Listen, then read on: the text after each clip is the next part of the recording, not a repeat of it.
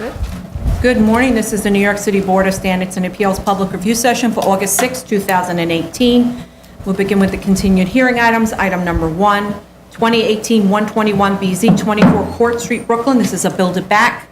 And you're going to change the calendar. Oh, no, we'll say that out. We'll say. So I just want to say that this is, Build It Back is on the continued hearings item, but it's actually a new item. Oh, sorry, And yes, we move yes. it to the front for the convenience of HPD who comes and appears. Do you want to talk about the case, or do you want me to?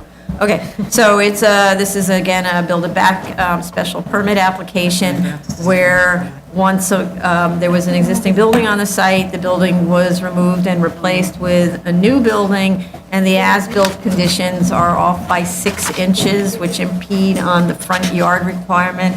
So now there's a front yard waiver request, and this is an after the fact as-built request. And with all the build-it-backs, the board is asked to waive its rules of practice and procedure, many of them. Any comments on this one? Okay. Now you can talk about moving the Okay. Okay, now we're going to reverse the calendar. We're moving the case up in order to accommodate some schedules. So item number 2 will now be 2016-4153BZ, 4701 19th Avenue, Brooklyn. And that was formerly, I think, item number 23. Right, okay. So, Change the lineup tomorrow. all right, so at the last hearing, we expressed concern that the variance was being requested for the subject lot, even though a combined building utilizing the adjoining lot held in common ownership with the subject would have been a better project and would have needed fewer waivers. The response that was submitted to this concern is that the lots are not a common zoning lot, citing to the various definitions in the zoning resolution, section 1210, and other places. But I actually don't think that that was the question about whether it formed a zoning lot. The issue is that the same institution owns both lots, and from my perspective is simply choosing not to make use of the neighboring one for this project. As to the affirmative act that's referred to about how you create a zoning lot, filing an application at the Department of Buildings to expand the adjoining property onto the subject site is actually an affirmative act. And if I go and look up on the DOB website, on the same exact day, by the same architect and expediter, the same owner address and contact information, alteration type 1 plans were filed for both properties, which are attached to each other, to convert on one an existing public assembly to a 3-family with vertical and horizontal additions, and to convert on the other an existing public assembly to community facility, both of those with 2-story vertical and horizontal enlargements. We don't have the plans from DOB for that. Those applications coincide with the recording against both lots of the zoning lot description and ownership statement that treat the lots as one zoning lot. So I'm not really so sure that the site is as clean as claimed, but I'm not going to argue whether one zoning lot was formed or not, because I don't actually think that that's the main issue. In this case, project witness is a tenant, not the owner, so I'm personally very concerned about a deference case where the subject building is granted significant waivers for the proposed use, and then the tenancy is terminated, or the neighboring building comes and says, hey, look, we're a synagogue, we should be entitled also to deference, and then double the height, then make that building the same size as this building, which is very tall for the neighborhood. So I'm still very conflicted about that part. The programmatic needs report I thought was really excellent. It was very clear, thorough, and well organized. There are supporting letters describing how the center will be used by accredited educational institutions to fulfill state-mandated pedagogical requirements. I just have a couple of questions about that, specifically with respect to the archives. The area that is set aside for archives is very small, and the applicant talks about that they will keep in their archive department historical documents and artifacts, documents that will soon be 100 years old, need to be specially protected in museum quality, climate controlled, and special archive fire protected environments. And often such archives are in cellars where moisture is not an issue, the type of cellar where moisture isn't an issue, or certainly located in interior spaces without windows to protect the artifacts. And so that's not at all what this is. Also, usually there's an archivist who prepares the archives for storage, which is actually a laboratory, and museums have special departments for this. So I don't really see how the space that's being shown takes any of that into account. So my question is really, is this actually a digital archive? Maybe they have some visiting materials that come from off-site just to show, and then it returns. But again, you need to protect those extremely valuable artifacts, right? So there were changes made to the proposed plans, but include an assembly room, that includes an assembly room now for 70 persons that wasn't on the original, on the last set that we saw. And now the roof looks more accessible than usual. The elevator stops there. Before, the elevator didn't stop there. It seems like there's a great deal of simultaneous occupancy proposed for the building, up to 150 people in an hour, based on that schedule, and on a very tight site. So there hasn't been any accommodation discussed for the parking of buses. I'm kind of assuming that the kids will not just, classes will be bused there when it's high school and middle school kids.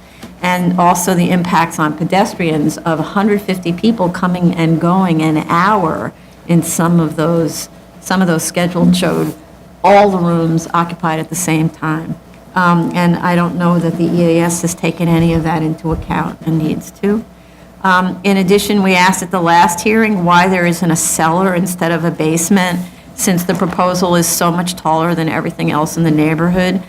There wasn't a response to that question, but the answer seems to be that the intent is to enlarge this little one-story plus basement semi-detached wood frame and brick house in all directions, and it has a basement, not a cellar.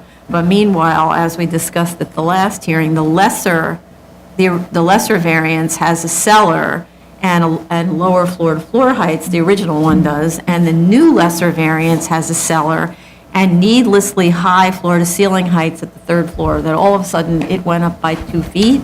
And I found that so frustrating, because the whole idea is to look at a lesser variance to see if we can reduce the scale of the building and other kinds of things, and then the architect artificially inflates it. I find it frustrating and borderline insulting that that's what happens with these applications.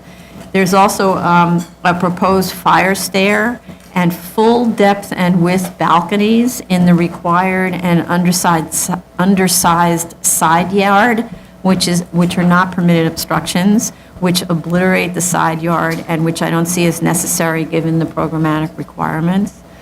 And then finally, for me, from a neighborhood character perspective, I have enormous problems with this proposal because it is very tall for the neighborhood and because it's attached to this house. This proposal will do violence to the character of the attached building typology, and I don't see a good reason for it, since this could be a combined site with a much better building that accommodates many different uses. And you can really see the degree of violence being done to the little building attached in the south side elevation on drawing P10, and not to mention the streetscape elevation on P13. Other comments? My comments are more related to the lesser variance, a little bit related to programmatic need. The revised lesser variance that has been submitted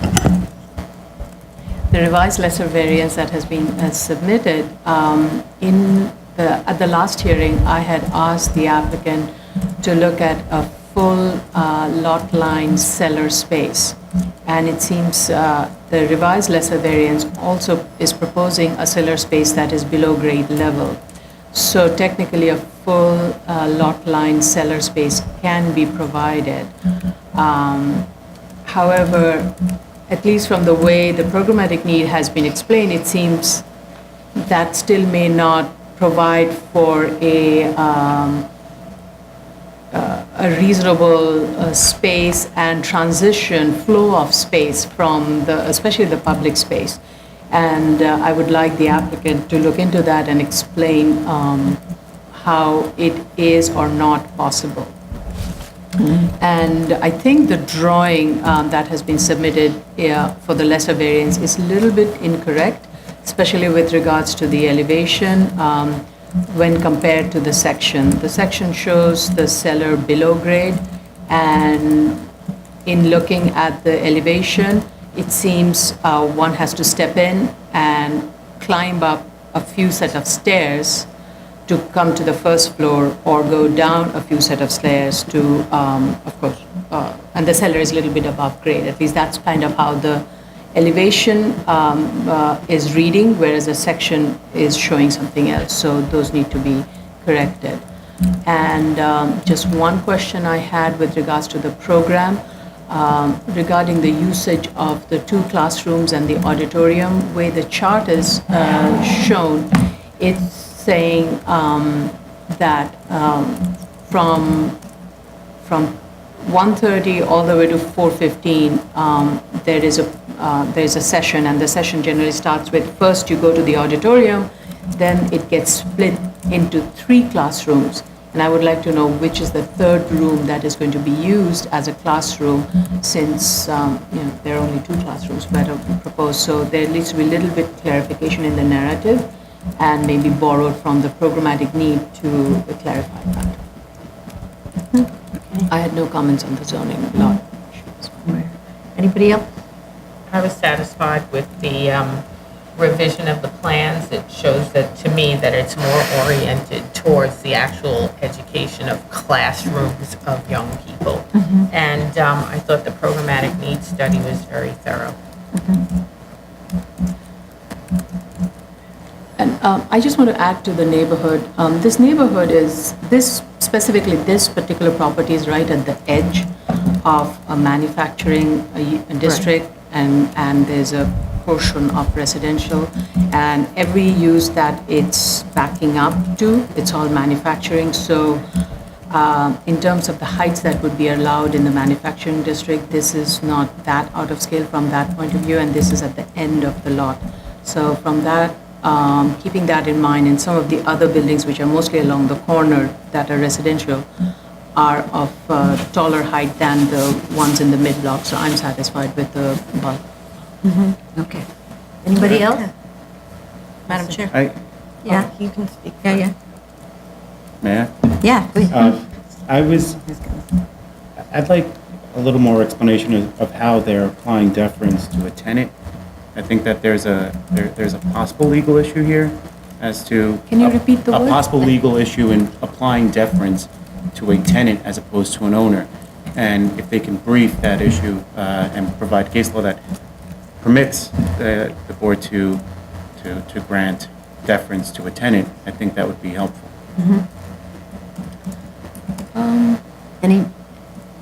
We've had a few of those, but I think you're right, it does need to be addressed, in particular, given The scale. the scale of the building, but also given this issue of the adjoining property, where the owner just refuses to, that's what's going on here. The owner refuses to engage the other property that she owns in this project, and that's just opting for it as opposed to not owning it, which is a totally different thing if you don't own it. I've taken issue with that. I didn't want to repeat what the chair said on that. I think that I'm not sold on this type of playing games of how to apply, and especially when it starts off as a joint application and then seeing the benefit of splitting it up. This type of game playing is something that I don't know where I stand on it just yet. While of course they can pick their own zoning lot, but I think we should be permitted to view things in the totality of the facts of this case. So just to be clear, they didn't file an application at the Here. BSA. It was an application filed at the Department of Buildings, and they filed simultaneous applications. And whatever's really behind that, they were filed same day, same moment, same architect, same everybody, and it's an attached building, but with different uses on the two sides, right?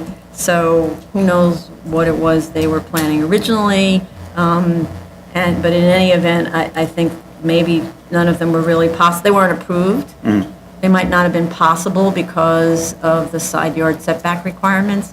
So the horizontal and vertical enlargements that they were describing in the applications at DOB might not have been allowed, and so they might have realized that, and that's why they never pursued. I'm just concerned about then the adjoining property coming as a synagogue and saying, we want deference now, and we want to be the same height as Project Witness, and now they've sort of doubled their opportunity.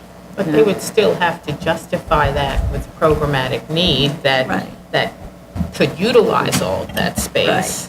Right, And but if- often we see that they can on synagogues, right? So, right, And So then then they you're- would get it. yeah. You know? But what's a shame about it is that the project for both would be much better if it was a combined building. You have this long skinny building that's really taxed by in circulation, because there's this staircase on the outside, and all it's really taxed by circulation, right? And then you'll do another skinny building taxed by circulation, and if it was a combined building, you'd have, a much better location for shared elevators, shared stairs, and all that sort of stuff, right? But if I owned a synagogue, I could see why I would want to keep that separate from a program that's open to the entire city, into the entire world. It's more of a public space, and I think I would want to have the synagogue operation definitely separated from that, because as the congregation, I would be concerned about people traipsing through my synagogue who aren't congregation members. So I could certainly see why a congregation would want to keep their synagogue separate and apart from, basically a public kind space. of accessed educational place. It's got young people of all ages, people from wherever they want to come. Even I could go if I wanted to. I would want my synagogue sectioned off and private from And I that. think if that's the reason, that's something that's acceptable to me. If the reason Yeah. is that they have very separate uses, that being, and there's a reason why separating them, that'd be an acceptable reason to file separate. But we never heard that. I mean, actually, you articulated that better than we ever heard the applicant say, other than, I don't want to. Right. It's not a really very persuasive argument. Okay. And I just wanted to, Yeah. I just wanted to say, you had Speak up much louder. you had a comment about the pedestrian trips of 152, which was identified by their transportation study, and during the peak hour. So the seeker technical manual says that 200 pedestrian trips is the threshold. So if you're under that, you don't need to do more detailed analysis. Okay. So in terms of seeker, they're only being reviewed for noise, air quality, and hazmat. Okay. But Yeah. has this, so I don't know that that the EAS was updated to reflect the programmatic needs analysis.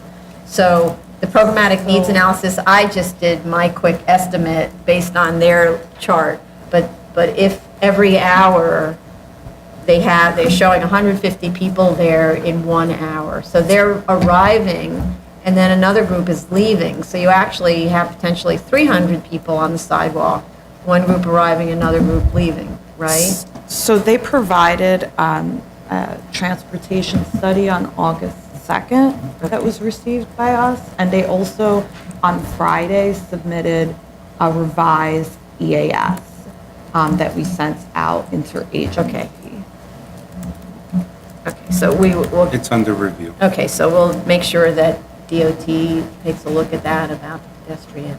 Well, I'm not sure. We have to discuss with Tracy because they Okay. don't trip the, Oh, but I don't know that, I didn't Oh, look at but the EA, maybe okay. they did, and that's the question, is the 150 coming and going, it can trip, it's not 150 pedestrians on the sidewalk. It's potentially 300 pedestrians on the sidewalk. Yeah. You know what I Well, mean? At when what But the time? way in which Got they it. conducted the study, they're not happening at the same time. It's separated by at least an hour, and then the people who are coming in the afternoon are trickling in. Like, not trickling in one by two, but trickling in like 75, 60, 22 each hour. Oh, I thought the chart shows in the afternoon that all the rooms are occupied at the same time for that three-hour block. So, but they're not occupied by the same people, it's different groups arriving, and then, I guess however it is, the seminar or something is an hour long, and then they leave, or some stay and go to lunch. Right, and go upstairs, and then others come in. Right. Because they have, for instance, they have 106 people leaving No, between it's 12 and because 1, it's but every from 1 hour. to 2, they have 75 coming in, then 2 to 3, they have 58 coming in, then 3 to 4, they have 22 coming in. So are you looking at the trip, oh, because I I'm didn't see looking that. at the traffic Oh, study. you're looking at traffic study, oh, okay, all right. So they should reconcile what's in the traffic study Study. with the programmatic needs Yes, That's schedule. what I exactly. think needs Yeah. to be examined. Yeah.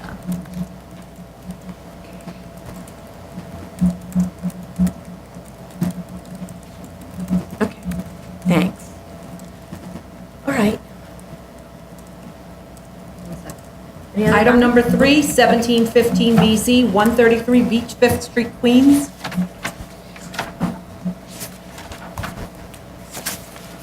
Okay, we have a letter from opposition counsel dated July 20th, but I didn't learn anything new that we didn't know already from that letter. We have confirmation from DOB that for detached buildings with fewer than 4 units, no elevator is required. And we also spoke about LULAs that access the first floor where it's required to be accessible. So that's just to talk about that as the lesser variance that we discussed. The applicant submitted more information on the original as-of-right plans with 5 fully detached 2-family houses. None of the houses have attics. 2 have duplex units. I don't know why all don't. I don't see where the zoning lot boundaries are or how they comply with waterfront regulations and the distance between buildings regulations if they are all on one zoning lot, or with yard regulations if they aren't.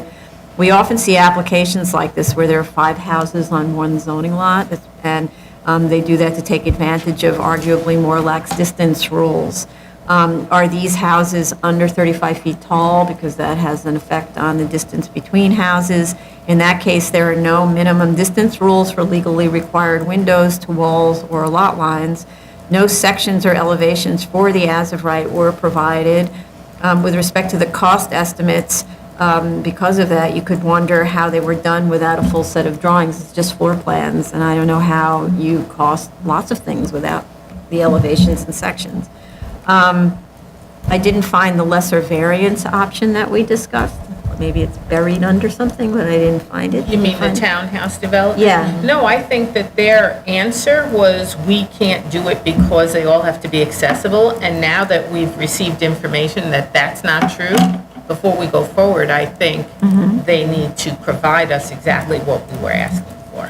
Right, okay. And instead, on that, there was a modified version of the first proposed project with many bumps and jags that are an attempt, according to the statement of facts, to break up the massing of this 4-story out-of-context building and make it look like townhouses. Certainly, the bumps and jags make the project needlessly more expensive and can't be considered in the scope of the costs. I won't get into detail on the engineering, but boring reports for the adjacent properties were provided, but on a drawing prepared especially for the subject site. At the last hearing, we said we needed all of the geotech reports for the adjoining sites, since the engineers on this job were the Directive 14 engineers on the adjacent sites, and I know we said at the hearing that there was no excuse not to provide that, since it's the same engineers. So I just have to say, in light of all the things, I'm not feeling cooperation from the applicant here, and I'm also therefore not feeling the A finding, or probably the B finding, or when you start to think about it, the C, D, or E findings. Next. I'm looking forward to seeing the lesser variance for sure. The as of right was fleshed out. However, they're still at .75 FAR, and they could be at a .90, so I'm not sure why they're not maxing out what they can have under a sloped roof. A couple of them are 2.5 stories, and the other 3 are 2 stories, and there's no explanation as to why some can only be 2 stories. And I didn't find that the modified proposal looked like a townhouse at all to me. It kind of just like looked like a very busy frontage of an apartment building. So I wasn't happy with that. I found the financials actually to be quite improved from the first go-around, so I was very happy. I still do have questions as to the B finding, though, and the as-of-right with the 2-family homes. So in addition to not being maxed out at .90 FAR, while the homes prices did go up, and it was clearly priced to note the distance from the water and to give preferential higher prices to the 2 homes that were waterfront, the comparables that were used are all attached 2-family homes except for the first one. And I don't understand why. And they're also smaller. And I don't understand why there's no adjustment for size. So if that could be answered, I'm actually willing to then rest my questions until I get the lesser variance and until I hear from Commissioner Shetta about his engineering/cost questions. Right. Thank you. So I start with the last hearing. The argument last hearing was this site is unique, and we said why.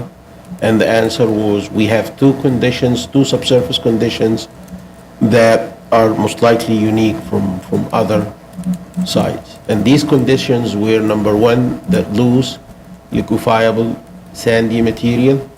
And number 2, the clay material, the organic clay material, which according to the geotechnical engineer of the applicant, they could compress under building loads and they could cause significant settlement. And the argument was this: maybe at other sites you could find either of these conditions, but the 2 together, this is the uniqueness. And we said, okay, let's go ahead and prove it to us. That was number 1 concern. Number 2, we looked at the pile design that they were using. It was 100 feet plus deep pile. We said, why are you using this? They said they will provide a pile design to justify this. Nothing was provided with respect to the pile design. Still, the cost estimate uses the same 100 feet deep pile. It's not a timber pile. And during the last hearing, we asked for the drawings, the geotechnical recommendations, the geotechnical reports for adjacent developments. And what we got at the first stage, we only got a geotechnical report, like 4 or 5 pages from the geotechnical engineer for the subject site, but we didn't get information for other sites, with the exception of some boring locations, just a location plan that says we did a boring here, boring there. Where are the information in these borings? We didn't get them in the first place. And then I had the project manager reach out to the applicant and ask them to give us, and I was very clear on this, all the logs, all the geotechnical informations for the borings mentioned on the board location plan. And what we got is just 4 logs, 4 additional logs for borings that were performed inside the subject site, and some of them were outside the subject site. I believe the total number of borings shown in that boring location plan was like 25. The total boring logs we got like 8. So we still missing a lot of them. And I did look at the boring logs, the geotechnical information that submitted to us, and the foundation plan. And the foundation plan clearly indicate that a low capacity pile is needed at the adjacent development. Low capacity mean the pile is 15-ton capacity pile, and it says timber pile. I recall from the last hearing when we started talking about the timber pile, the geotechnical engineer made fun of the cost estimate and said they didn't manufacture trees that are 100 feet deep. So according to the geotechnical information to the plans you submitted to us, at the adjacent site, you are using timber piles, 15-ton capacity. These piles, I believe at most, they will be like 30 to 40 feet deep, not 100. So the pile design here is a big puzzle for me, and I'm not clear on it. The second thing is the argument during this round of submission is changed, because we're no longer talking about the combination of the clay material and the liquefiable sand. Now we're talking about, that site next door got more clay, but the clay at our site is less, which I mentioned the last hearing. I said, your site sounds like it's at the edge of the 20-foot clay, and it might not be suffering from as much clay as other sites. Now, yes, it is that way. We don't have too much clay, but guess what? We have thicker liquefiable sand. So the liquefaction issue at our site is much more severe than others. And this is the uniqueness here. I believe if I get on one of the sites, if I get 10 feet of liquefiable sand, it's like 50 feet of liquefiable sand, because 10 feet would trigger settlement that exceeds the limits, the engineering limits that we work with. And 50 feet will do the same. So 10 to 50 or 10 to 20 is not the uniqueness here. At your site, yes, I'm not saying you don't have a liquefiable sand. I'm not saying you don't have clay. Yes, you have. But the other sites too have the same thing. And that was this was the point I asked the geotechnical engineer last hearing to elaborate on. I said, give me evidence that says that your site is unique. It's different from other sites. And so far, I can't see this difference. All what I saw is some subsurface information, liquefaction plot, very preliminary liquefaction plot that's on a chart from the building code, and the information from the subject site to the adjacent site seems very similar. It doesn't seem like the subject site is terribly worse from the other sides. So far, I'm not convinced that we have a unique subsurface condition here. In addition, like I said, many items that we asked for were hidden. During the last hearing, I spoke about one of the borings, or typically all the borings were 50 feet deep or 52 feet deep. And I asked the applicant, how come you design a 100 feet deep pile with a 50 feet boring? This is not code compliant. And he responded to me saying that, okay, we'll perform a deeper boring and we'll submit that to you. This submission, I got one of the borings that extends to about 100 feet. And that's why I said, but I got this shown on the subsurface profile without any information about who drilled it, when it was drilled. And that's why I had the project manager reach out and ask for the actual boring record to see when this boring was performed. And I got the log for this boring, and I'm not sure, without any information on when it was drilled, who drilled it. It's just the log, and honestly, this log seems to be very old. So it sounds like it was drilled long time ago. So my question is, if this boring was drilled long time ago, why was hidden from us during the last submission? We should have looked at it and based our evaluation on it. But do you need more information on that log, that one boring log? I need the log for LB, for boring 4, to see when it was drilled. Because if it was drilled, like I said, long time ago, that's not a good sign from the applicant side. Regarding the cost estimate, nothing changed. Still same pile, 100 feet deep, almost same pile count. We spoke about the concrete last hearing, the concrete for the superstructure, the pricing is very high, nothing changed. So it sounds like they are taking our comments and just ignoring them. Okay. I think we're all feeling a little neglected here on this application. Anybody else on this? I just want to add that it's up to the applicant to prove an A finding. They're supposed to show it to us, we're not supposed to try to create an A finding for them. They haven't showed any uniqueness. They haven't explained how their conditions make them unique, especially in that area.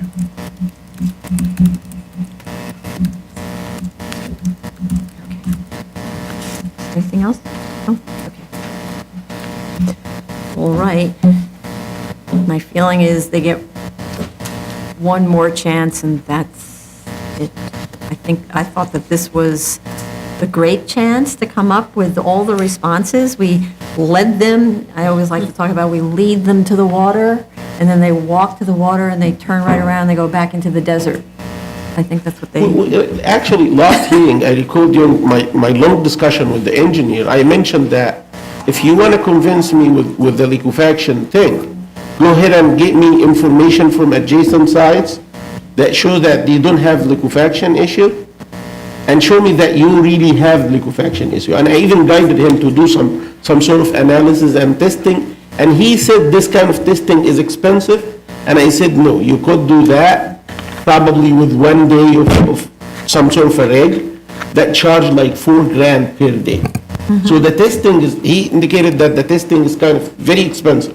No, it's not. 1 day of CPT, Bisocone, can give you much more accurate information on the subsurface, much more seismic information on the subsurface, so you can evaluate so far, we don't have like really technical liquefaction evaluation. All what we have is what we call it in the geotechnical engineering work, is the initial screening of the site per the building code. The building code provides a chart that you take the information you got from the field and you put to that chart. And it tells you whether you need to do liquefaction assessment, like really complex liquefaction assessment or not. And this is not done yet. So I don't know why they are like insisting on the uniqueness based on something that they didn't really evaluate in depth. Right. And, you know, this has been here since November. So, and it was adjourned in February, presumably for them to be able to put together the materials better. And we last heard this in May, so they've had 3 good months to put together better materials. So I actually don't understand. If this were my application, I would have done all of the things that the board asked, and that way it would either prove that I have a case, or it might prove to me that I don't have a case, in which case I might withdraw the application. So I don't understand their methodology. I feel like they are trying, the geotechnical engineer is trying to prove something different from what we're asking for. He's trying to prove that I got a site with a problematic subsurface condition. Yes, that's correct. I cannot disagree on this. But this is the case for all the neighborhood. It's a beach area, it's a coastal area, you're in flood zone, that material is loose by nature, it's beach sand. You submitted to us, we didn't obtain these maps, you submitted to us maps for what is called clay, 20-foot clay. It's all over the place. Even your site is not in the middle of that 20-foot clay, it's at the edge. And in the latest submission, you indicated that you do not suffer as much as neighbors from that 20-foot clay material. So yes, you have poor subsurface conditions, but everybody does. So I'm not sure where is the uniqueness here. Yeah, okay. Thank you. All right. Yeah. Are we calling these individually, the Second Avenues? Yeah, right? I guess so. Yeah. Okay. So item number 4 is 2016-4273BZ, 669 Second Avenue, Manhattan. Okay. It's a sign case. Right. The submission by the applicant is very brief and only suggests that they hope to find the information we requested at the prior hearing in the future, right? So that makes it an incomplete submission, really. It adds that construction on the building will begin shortly, maybe yes, maybe no, and the extension of time to complete it is being heard today. Once construction begins, the subject sign comes down, so anyway. Nothing in the record that I found so far supports applicant's contention that DOB was fully informed about the sign's relocation to an entirely different tax lot on the other side of the block, and its replacement with a two-sided sign. It's sort of nothing is the same. Because you could say, oh, maybe they didn't understand the tax lot line and it moved over by 8 feet. No, it moved to the other side of the block. So the A finding for detrimental reliance really isn't being met. Furthermore, this sign will soon be replaced by a building, so there's no economic hardship suffered in the long run if the sign were to come down. The owner has enjoyed the benefit of the sign's income for 10 years, which more than compensates for the cost of its installation, and almost 2 of those years were the result of poor prosecution of this application, which was filed in October 2016, received notice of comments in January 2017, and a dismissal warning notice from the board in February 2018. And so the cost associated with removal, so they can't say that they have to bear those costs, those would be borne in any event prior to construction of the building. So, anybody else? I don't think we did at the last hearing state that they had to show us some evidence that their own because it's a good faith reliance case, their own conduct is of utmost importance. And they didn't even address like how their actions of saying this is, they didn't address that issue of how they're claiming their own actions are in good faith. Moving that sign from one end of the building, from one end of the block to the other end, is not something that they can say is in good faith. They have to give us some reason why.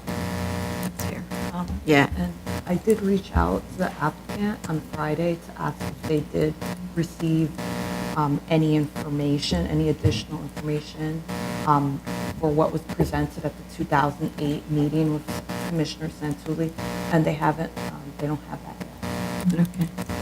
Anything else? Oh, I was just going to say, it really should be adjourned, because without that information, there is no moving on, because that was a kind of a threshold kind of issue that we had, which was what actually went on, and did he actually know the exact, set of plans of what they were going to do with the sign. We're not sure. Well, we can adjourn it, or we can say what's going on. I mean, we could adjourn it indefinitely or say that they didn't make the findings. Well, So yeah, as it that's- stands, they as it's- haven't. They haven't made the findings, so, and meanwhile, there's the next case where maybe it's irrelevant what happens to the sign, right? So, okay.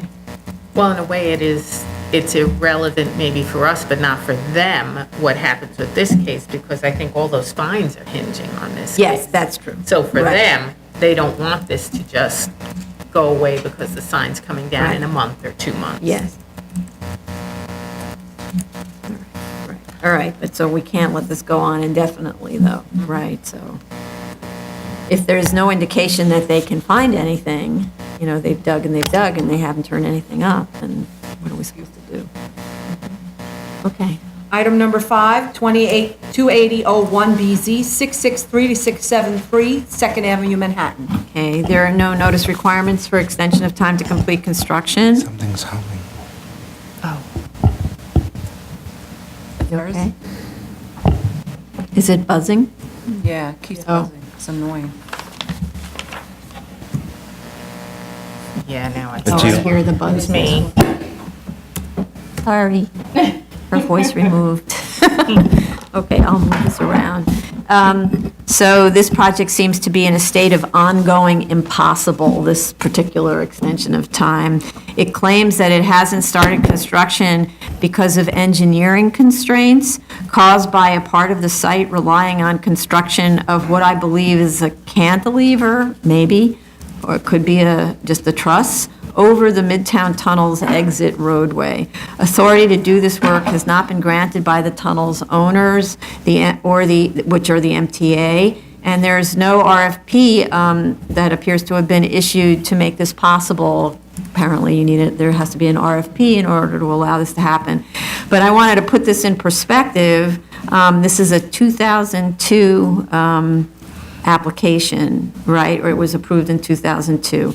To put this in perspective, Hudson Yards was rezoned in January of 2005 2.5 years after this variance was granted. And I don't have to tell anyone about the level of progress that's been made at the Hudson Yards and the scale of the now occupied buildings on them. The Atlantic Yards has a similar history. Both required building over operating rail yards, elaborate engineering, and cooperation with other agencies. So I'm feeling that nobody's asking anyone. We don't see plans filed. We don't see really any progress made at all. And then I just ask about all of the things that the original variance depended on, namely the post office.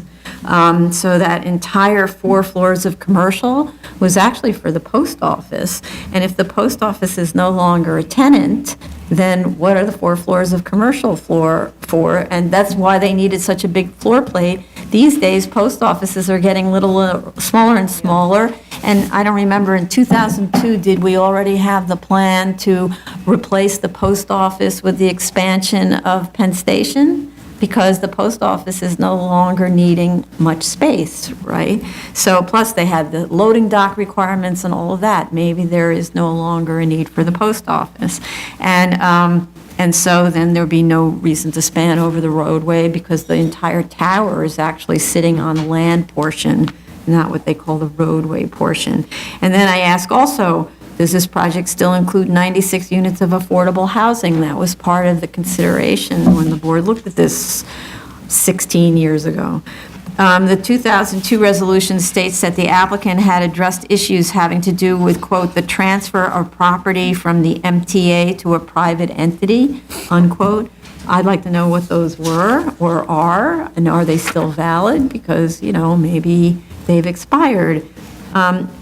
So it really seems as if whatever was represented to the board back in those days is no longer the case today. I note also that the architects of record in 2002 are no longer in business. They went out of business at least 6 years ago, if not 8 years ago. So we need further submissions to show that any progress at all is being made on the design and engineering of the project. Nothing was submitted to that effect, and I don't think that a variance should be allowed to be extended indefinitely, and it's been 16 years. So, other comments? I had similar concerns with regards to this review. One was, the applicant states that upon approval of extension, applicant intends to proceed with construction of the site. So one would assume by that statement that they already have the construction documents and plans. And if so, we need to look at that and see how that has changed, if at all, especially in light of the construction programmatic changes that are that the applicant themselves have indicated are happening. And also I had a question about the affordable housing, how it was going to provide those units given the new programmatic affordability requirements and how that would apply. And I would like a timeline of the proposal and where they are in their discussions with MTA, because that is a critical part of this timeline. They should have been at MTA a long time ago and should be close to getting a sign-off. Then only the construction documents can start, I would think so, or the final construction documents can start. So I am also skeptical. Well, in addition to which, they said they don't actually have a right to the roadway, to the road portion, because now, subsequent to the initial approval, MTA changed the rules and said that anybody who wants to be able to build on MTA property has to go through an RFP. Process. And Right. that's a That's going to fact. be a very lengthy process. Right, and so, and the fact that there's not even an RFP doesn't mean that, indicates to me that maybe the MTA is not that interested in this. And one concept was that maybe they're not interested because of the relationship of the roadbed to the waterfront and concerns about the impact on water infiltration and so on. So we don't know anything because we're not speaking to MTA. Do you want to? I got the feeling that they haven't started even looking into the basic engineering idea of how to design a building like this. That's what I understood from the documents submitted. They are talking about engineering challenge. I didn't see actually engineering constraints, maybe I missed it, but I saw engineering challenges, which means that even the conceptual design of this project is not there yet. And if a conceptual design of a project like this is on the burner for 16 years, I don't think this building will be living. So I'm very skeptical that they're gonna start designing this building soon, not constructing this building soon.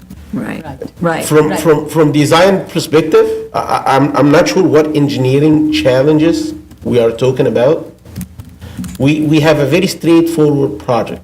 You have a land lot that you could build over, and you have a portion of the building that you need to bridge over an existing roadway. If I have a project like this, and my client comes to me and say, can you look into a concept design? I'm like positive I can get back to him in most likely a week, not more than that. Yes, you could do 1, 2, 3, 4. I have designed a concept for a building that I believe it was called the Mercedes Building. I'm not sure about the location. Oh, But that building was bridging over an existing tunnel, underground tunnel. And I prepared the concept for this in a week. And I did some preliminary analysis to look at the, like, financial feasibility of the project. So for a project like this, I believe they don't have the intention to build. 16 years is enough, and enough is enough. Right. Okay. All right. Anybody else? And I'm sorry, Sam. Yeah, they talked about, this is one of the points I didn't understand. They are talking about water infiltration into the tunnel. My understanding is not, if you started thinking about how you're gonna construct this building, you're not gonna do any foundation within the road bed of the tunnel, within the tunnel extent. You're not gonna be installing any piles, you're not gonna be digging, you're not gonna be doing anything. So I'm not sure where from the water infiltration is coming. So this is one of the, and I'm not sure, do they have the right to put, like, foundation elements on the other side of the tunnel? They don't have the right to do anything. Right now, they have no rights. They have no rights whatsoever. MTA owns a property, hasn't given them the right to do Exactly. anything. They Who gave me the knows? impression that they got the right, and in the meantime, they said MTA owned the property. So if you don't own something, how come you're claiming that you want to put a truss? Truss means that you're going to put columns this side and foundation this side, and foundation on this side. How come you're going to put foundation on a piece of land that you do not own? So it sounds like they are not there yet, and I don't believe they're going to be there soon. Right. Okay. Sal? For me, it's 16 years with no end in sight. Right. There's nothing here that shows that they have, I don't know how they can say in good faith that construction can start soon when there's so much outstanding. Plus, this has changed a great deal. So it's not, I'm not really sure if an extension would be appropriate. It looks like it's a complete different program that they're trying to put in. The reasons are different. So that's my second issue, is it's a very different program than the original program that came before the board. With the post office and the Right. affordable housing. 16 years ago. Yeah. Right, and if we were to consider replacing some use, I mean, the whole reason was to give some flexibility for the post office use, which was what was driving the variances, and if this were to be replaced with another community, because it is something we have to review. It'd have to be a new application. Or an application to modify. No, I think that's true. It's such a big change Right. that it would be a whole new application. And, I do have to say that, looking at it now, there isn't a hardship associated with the main part of the site, the land portion. It was just that in working somehow with the post office, and the board must have been sympathetic to the needs of the post office, that it needed in 2002 an enormous floor plate like they used to need. And now, I don't know, everybody It sends seemed like from the emails. board, it seemed like from the prior board, the variance was hedged on the post office. Now that that's not an issue, that's no longer a driving force, I'm not sure that we have any ground, unless they come up with a different application and give us a good reason why they need this variance, New variance. But then it would be a new variance. It'd be a new variance. So, And also, the way the site is, I mean, the residential building is located in in a portion of the site which is not encumbered right. by the Midtown Tunnel. So unless they're planning to do the construction development in phases, Yeah. we don't know. Yep. But You could have done this. that's a possibility. You needn't have waited for MTA. Oh, right. To get the approval to bridge over the tunnel. The residential portion could have, I don't think there was a connection, structural, physical connection. Well, it was sitting on top, but you could have built your commercial But the- base and then rented that out for But the wherever. post office wasn't coming all the way to Second Avenue. It was, Yes, it is. It's the entire base, it's a tower on the loading- base loading bus, design, right, right? right, yeah. Yeah. the back Right, of it, so, right, the of it, back is the loading back of from it, that, yeah. But they could have built it in phases, not the first time, right? You build the tower portion, maybe, because it's a variance, maybe there would be a way to get relief from the BSA to say, okay, build this part first, and then you wait until you do the other part, I don't know. At least they would have vested it actually in real sense, you know, there would have been actual, Shovel in the ground. yeah. Okay.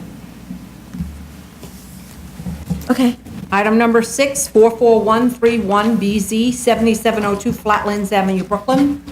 Okay, sorry.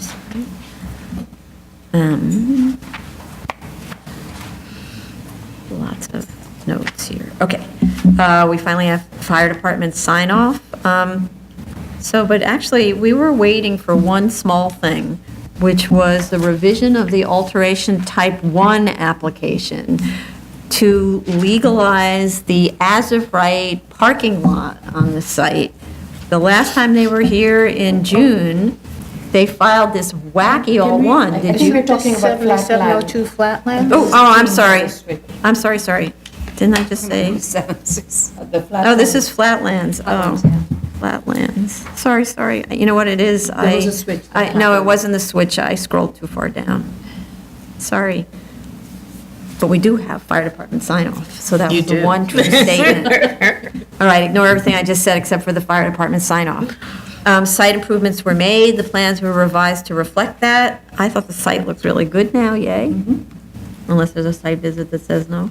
No? No, I just have the plans didn't really correct the signage issue.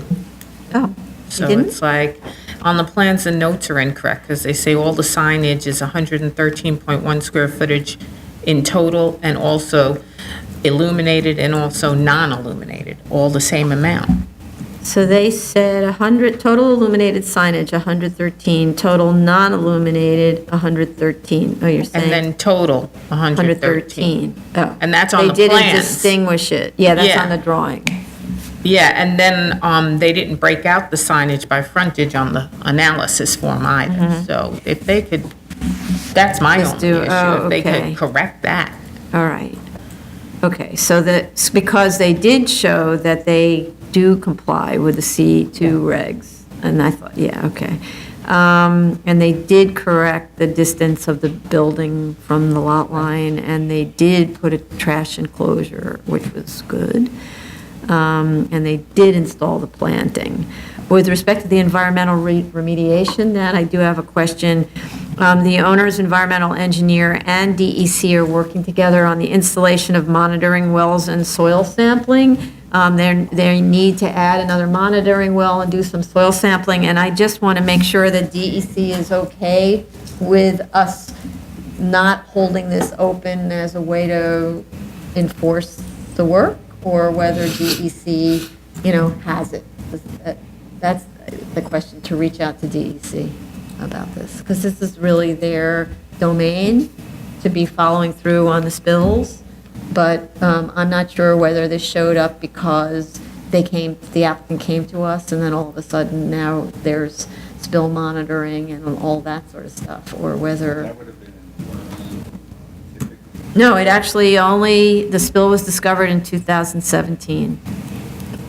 So the open spill was discovered March 2017, and they filed in October of 2017. So there may have been a little instruction by our applicant's representative, sort of get your act in order.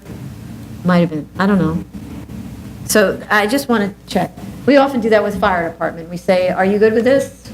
And then fire department says you can close and vote on this because we've got it covered. So I just want to make sure DEC thinks they have it covered. Okay, so it's really just correct the signage. On the plan. Signage calculations on the plans per frontage, right? And on the zoning sheet, and the analysis sign form, analysis. too, yeah. On plans and sign sheet per frontage. Sign type. Okay. Okay, Item number 7, 41350BZ, 691 East 149th Street, the Bronx. that's the one I was reading. Okay.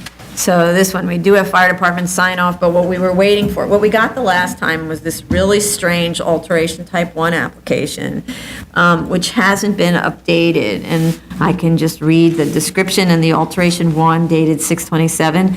Filing here with a no work application to renew the BSA term and request amendment to the certificate of occupancy to include a public parking lot. Some of that's right, but then you go to the Schedule A, and the Schedule A says, existing accessory parking for 2 cars proposed, accessory parking for more than 5 cars, use group 16B. So actually, this is a public parking lot, that's a use group 8. Could also be a use group 12, no, I think in C2, it's use group 8. And so that's what they should be filing for. I don't understand why they're not getting it. And that's the alteration application that needs to be filed before we can close. Okay?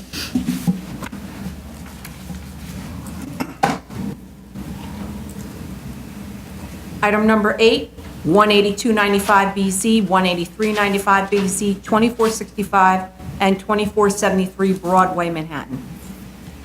Okay. So this application, which had a problem when we started to review it 3 years ago, is for a gym located on a split lot where a portion of the facility is located in the R8 zoning district and for which no special permit is available. No 36 special permit is available. It was adjourned and taken off calendar to try to resolve the issue. It then was restored to the calendar and then adjourned again. I'd suggested recently that they file to extend the term on the portion that is within the C4-6A district. But unfortunately, they took this a bit too literally, since when you look at the proposed drawings, the entirety of the men's locker rooms fit squarely in the R8. So that won't work here. What I was thinking was that the area in the R8, which is approximately 50 feet deep, would be given over to something inactive.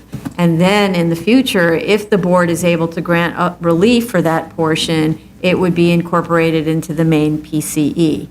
The 73-36 application, this one, has been amended to include a 73-52 special permit to allow the district boundary line to move 25 feet west into the R8. Okay, so that would address some of it. There's still 25 feet or something to go. I note, and this is actually a question for council, I note that in February 10th, 2015, Soul Cycle obtained both a PCE special permit and 7352 relief in the same building on the first floor. This operation is in the cellar.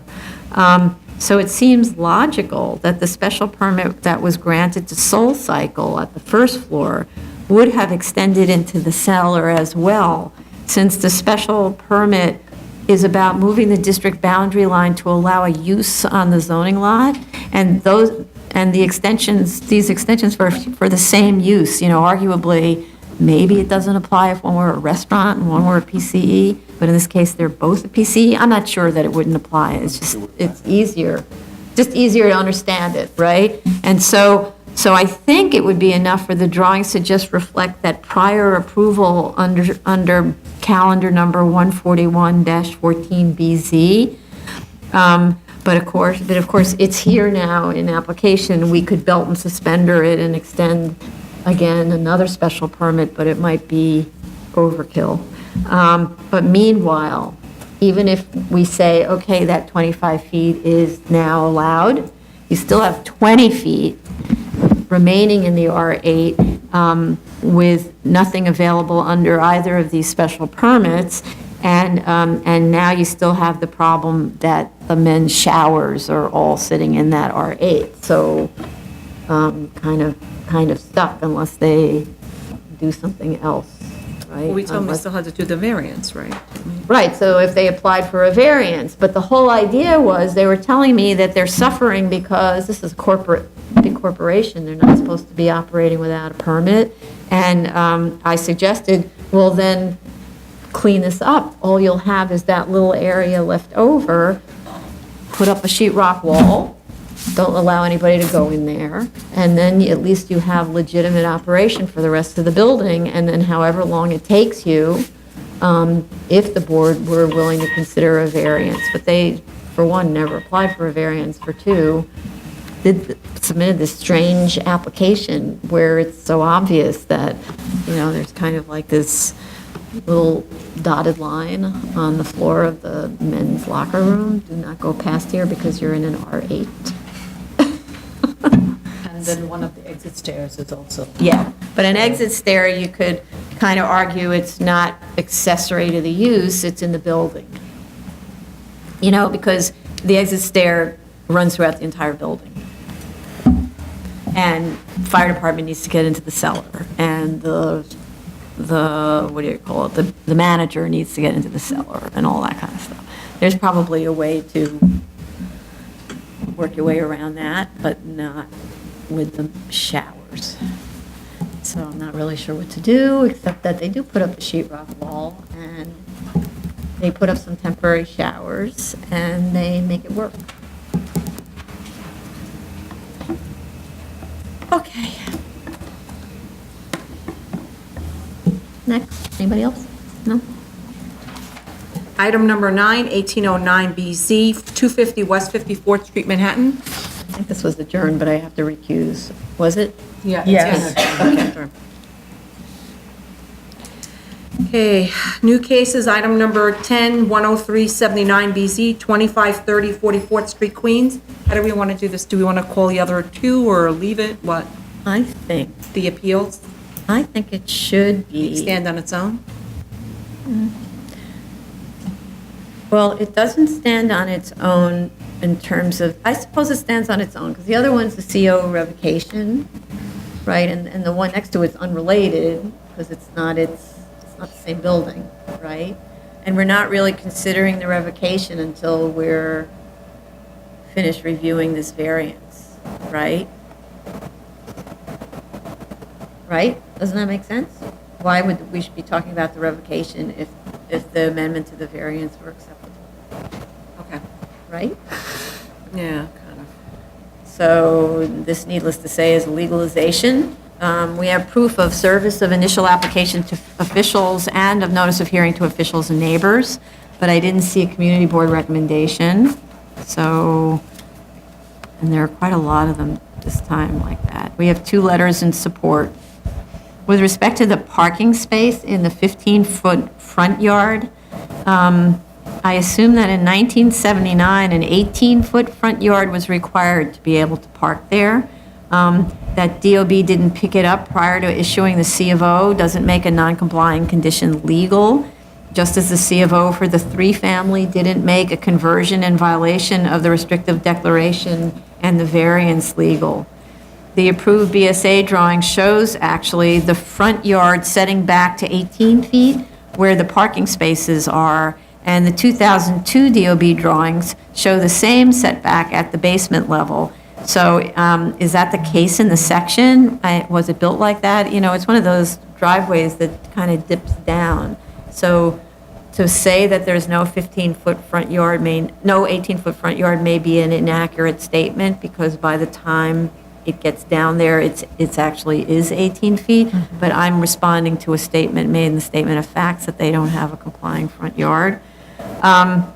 There's no mention of the fact that the three-family needs 3 parking spaces. That's not mentioned in the statement of facts.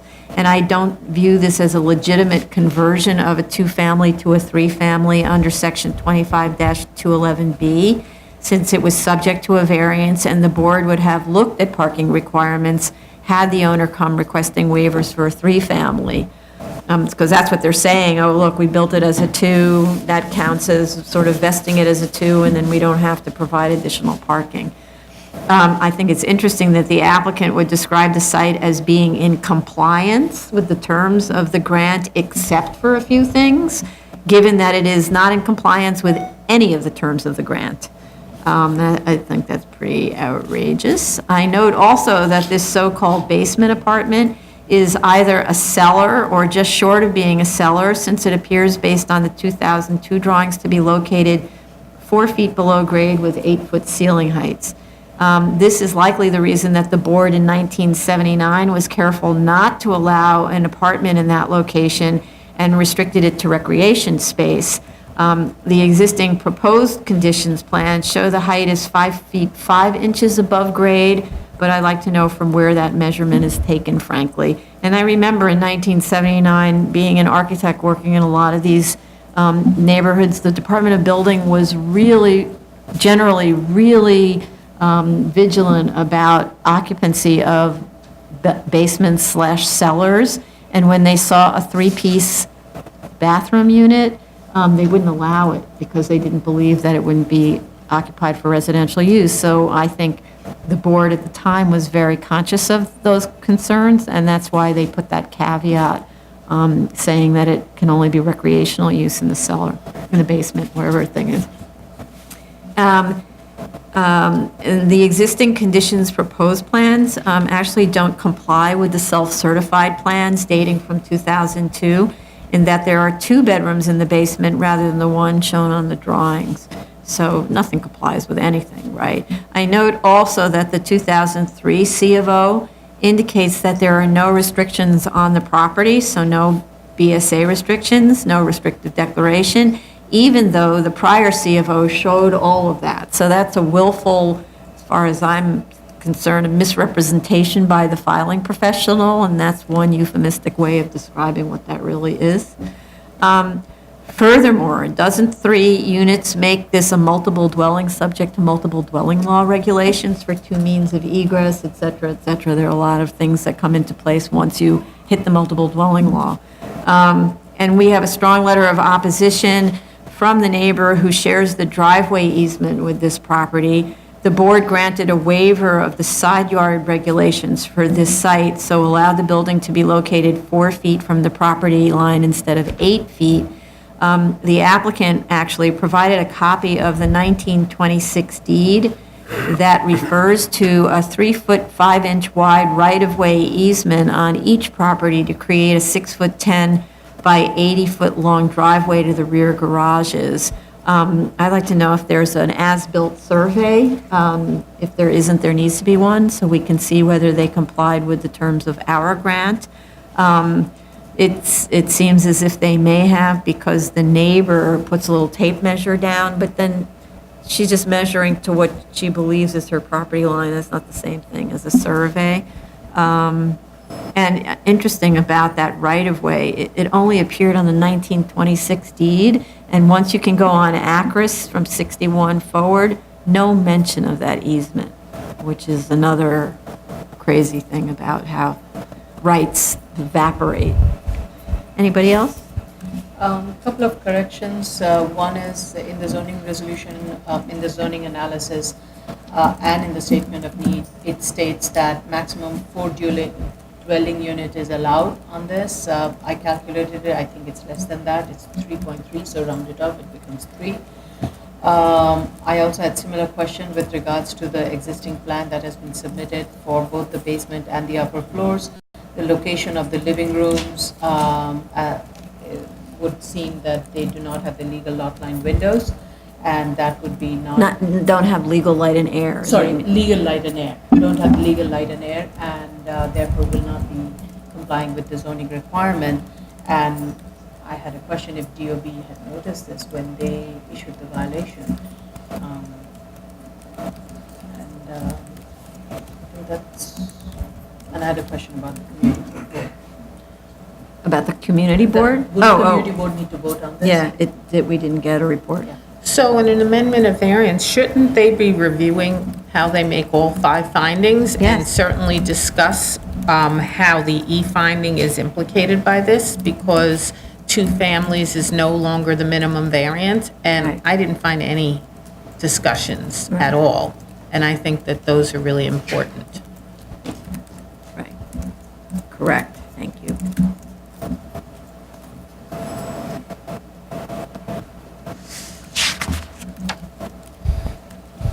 Okay, anybody else? No?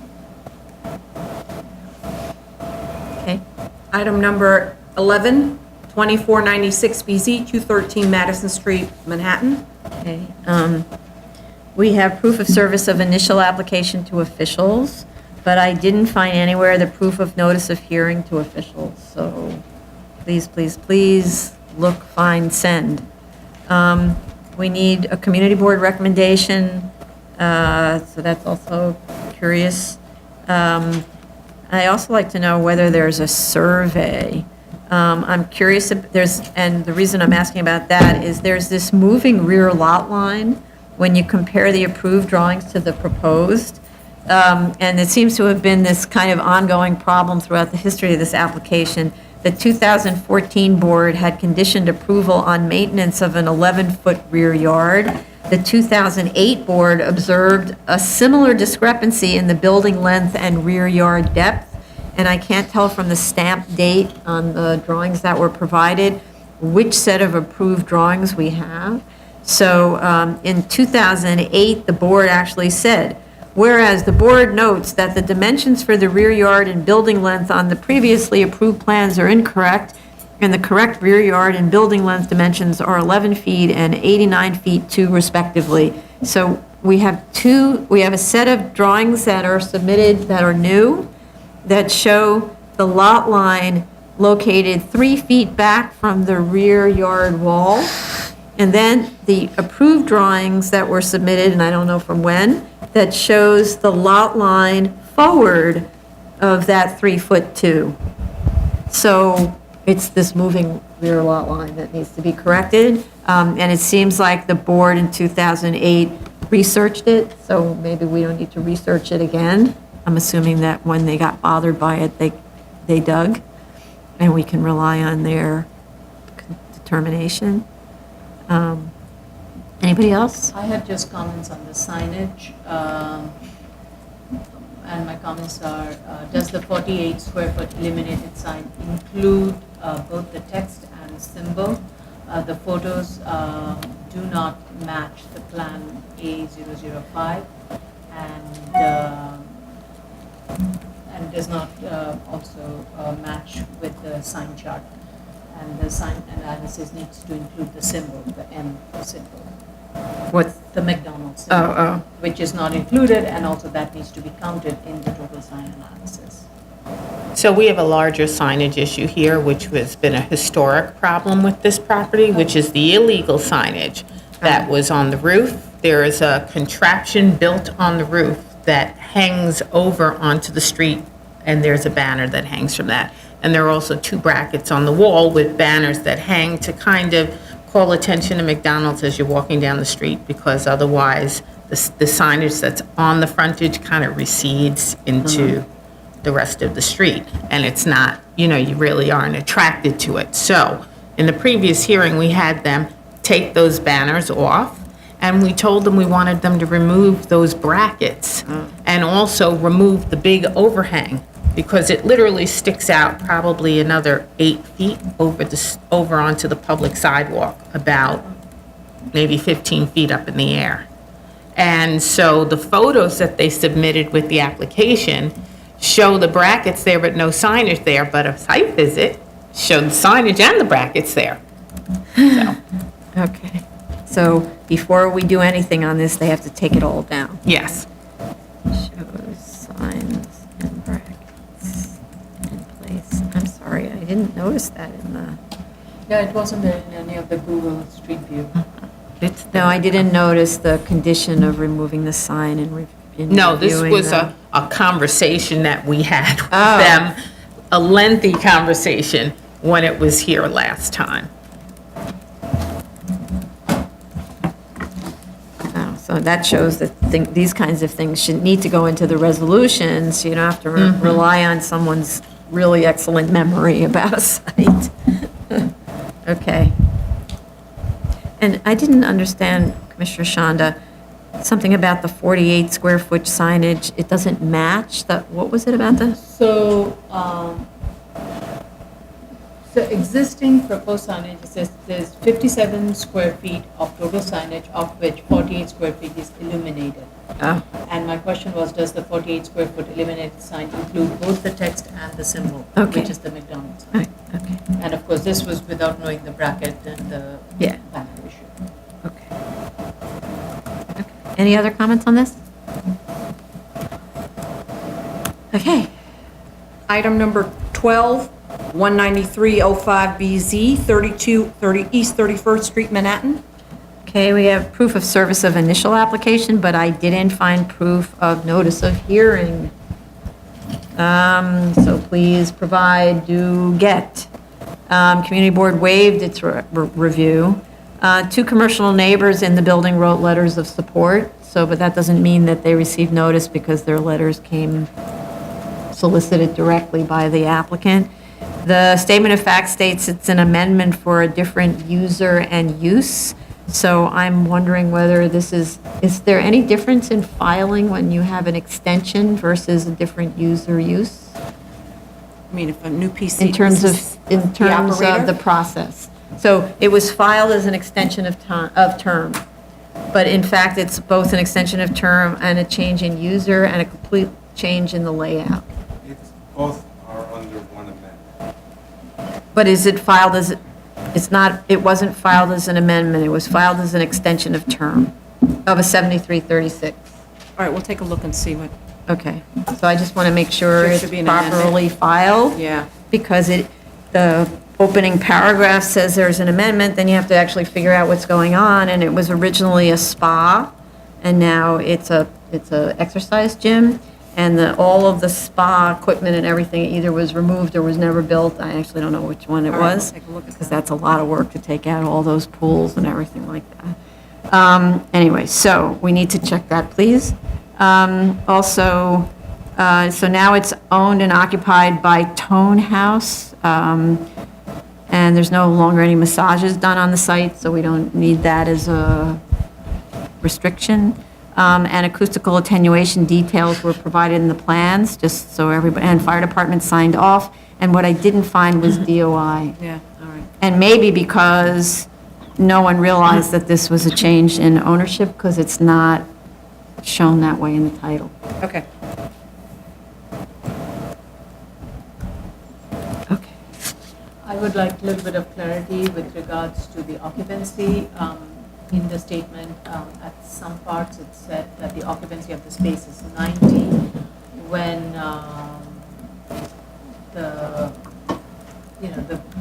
when they're saying in some cases the maximum occupancy per class is 20 per class, and there's only one class location, so I was a little confused in terms of what is the maximum capacity of the space, occupancy level that is permitted versus what is the peak occupancy. There was You mean inconsistency. peak use by patrons? Yes. Right. And there was inconsistency, so I'd Right. like to- So, okay. Because usually these spaces, when they have classes, they limit it based on the size of the Right. the number of students versus teachers and all that stuff, Right. right? Okay. Okay. Ready? Next case, sorry. Item number 12, 19705BZ, 813 Manhattan. Okay, this hearing was postponed the last time for improper notice, so this is our first hearing on this. We do have proof of notice of hearing and of service of initial application now, though. Community Board 2, confirms it did receive a copy of the initial application, and that's what we had to do. We had to sort of dig because we didn't have actual physical proof. So they confirmed they received a copy of the initial application and of the notice of hearing. They held a hearing, and they recommend approval. The statement of facts doesn't explain what the status of construction is to date, why, if it has not begun, it didn't begin in 2010 or 2014, and which wall was affected by the failure at the adjoining property. And if it is the wall of the existing building, which it is, why its repair is needed when it will be demolished to make way for the subject building, and why demolition work hasn't begun on the existing buildings. I get the impression that there are still tenants, and therefore you can't start construction until you've bought them out or whatever, so then I don't understand. It's a very long ago approval, 2008, right? So since 2010, only alteration type 2s and 3s have been filed for interior work, bulkhead repair, etc. So I'm curious about the lack of any movement at all to build the building that was the subject of a 2008 variance. Has the owner sat on its rights and abandoned the variance? And why should we believe work will begin now? None of that was addressed in the materials. And if the foundation of the adjoining building is now, quote, permanently bonded, as they say in the materials submitted to us, to the existing building on the subject site, since that is otherwise known as trespassing, isn't there compensation from the neighbors for the costs and losses associated with any required changes to the project? Yes. And explain the strange, I'd like them to explain the strange transfer stair situation at the mezzanine level above the first floor that was not present in the 2010 drawings. And verify that a scissor stair is permitted in an 11-story residential building under the 2014 code, because I'm not sure that it is anymore. That they should provide mechanical deduction drawings that justify the increase in mechanical deductions between the 2010 and the current set. They're saying there's no increase in floor area, but meanwhile, the mechanical deductions went up significantly, so that's how they make sure there's no increase, but why do you need more mechanical deductions? 2008, the 2008 approval, variance approval, stated that the deep 43-foot rear yard was important for the marketability of the units, since the site is hemmed in on one side by a 14-story building. The proposal is to reduce it to 39 foot 9 feet, 39 feet 9 inches. The prior approval was for a minimum open space of 2,022 square feet, and the proposed brings it down just a little bit to 21, no, brings it, down to 2111. I think I might have written that wrong. Anyway, it's just a slight change. I think there may have been an error in the resolution about the open space ratio required and provided, so we need to just check that. I don't think the numbers are matching in the resolution and the drawings. The 2010 approval limited the use of the commercial cellar space to storage and not for a 2-level commercial space open for retail. If the proposal is now otherwise, the financials will have to be reviewed again. When you look at the plans, I'm not really sure why the board believed that that was going to happen, because there's an elevator that goes down to the cellar level from the main selling space. So obviously, you can go right into the elevator, and there's a large stair that takes you down. So anyway, plans should provide the same information about the quantity and size of the dwelling units as was on the approved set also, because there's like we just don't have as much information on the proposed set as we had on the approved set. So going forward, you would need to carry that information with us. Anybody else? My only comment was with regards to the plans. I wasn't clear whether the floor plans of the units, the unit sizes, if they were going to increase, and how that would require additional review or so. That's really my comment.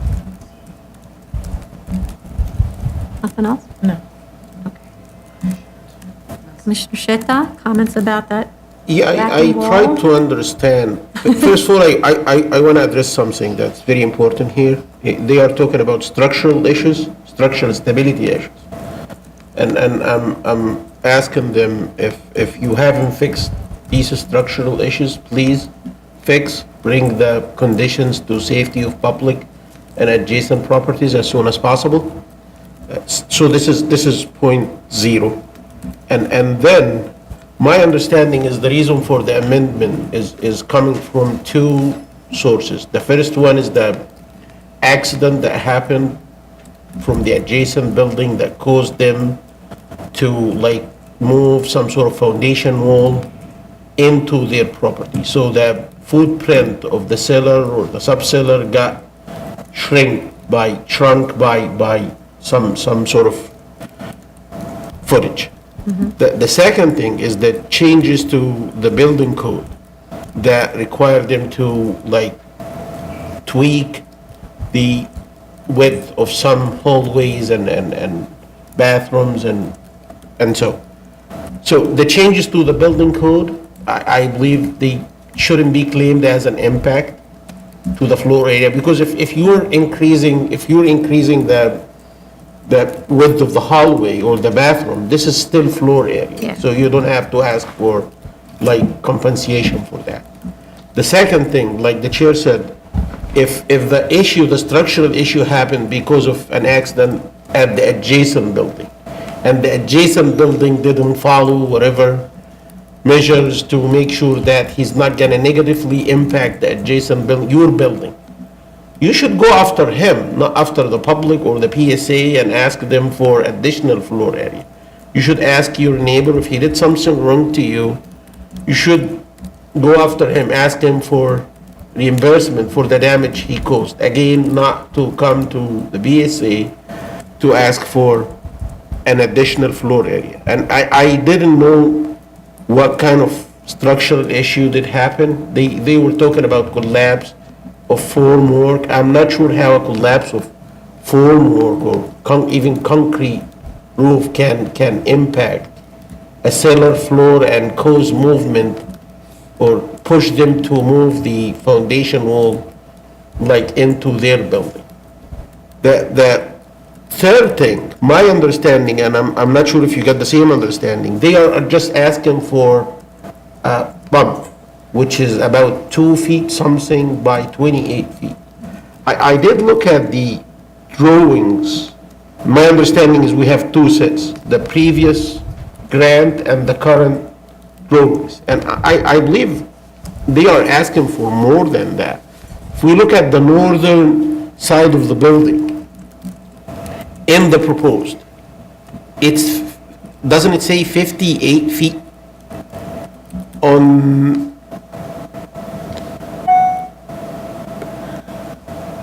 if you open the set that compares, it's kind of a presentation. I believe they made this presentation to the community board or something, but they are comparing the proposed to the previously approved, and they have 58 feet on the north of the building versus 58 feet of what?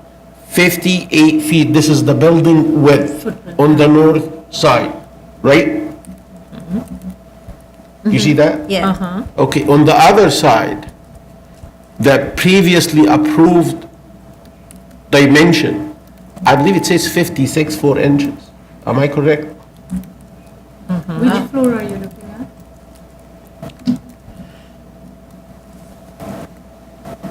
I believe this is the first Oh, floor. you're talking about the deeper, that it's deeper.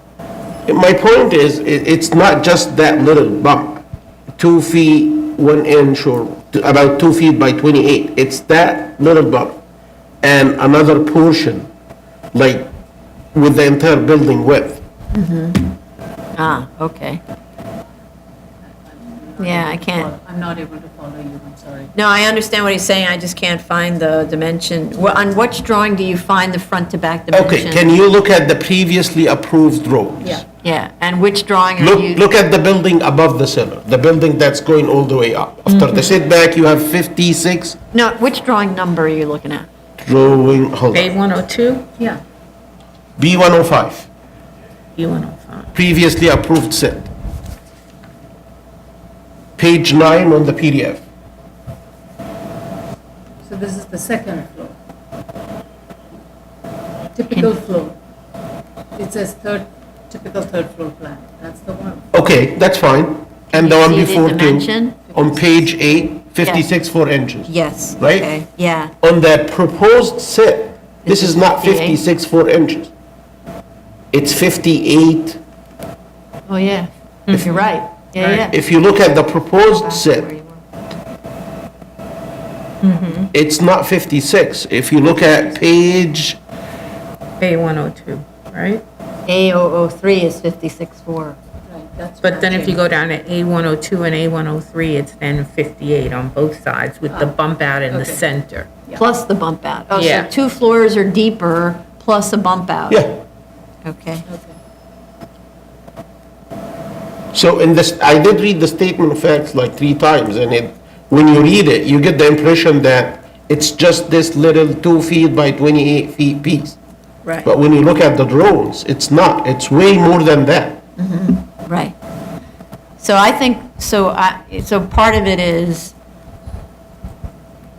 if the real reason for doing this, for wanting this modification, is that there's something that went on with the foundation, then they should be financially compensated from the neighbor. Yeah. And since we look at the minimum variance necessary, and when you're getting compensated by the neighbor, then we don't need to compensate you, as you said.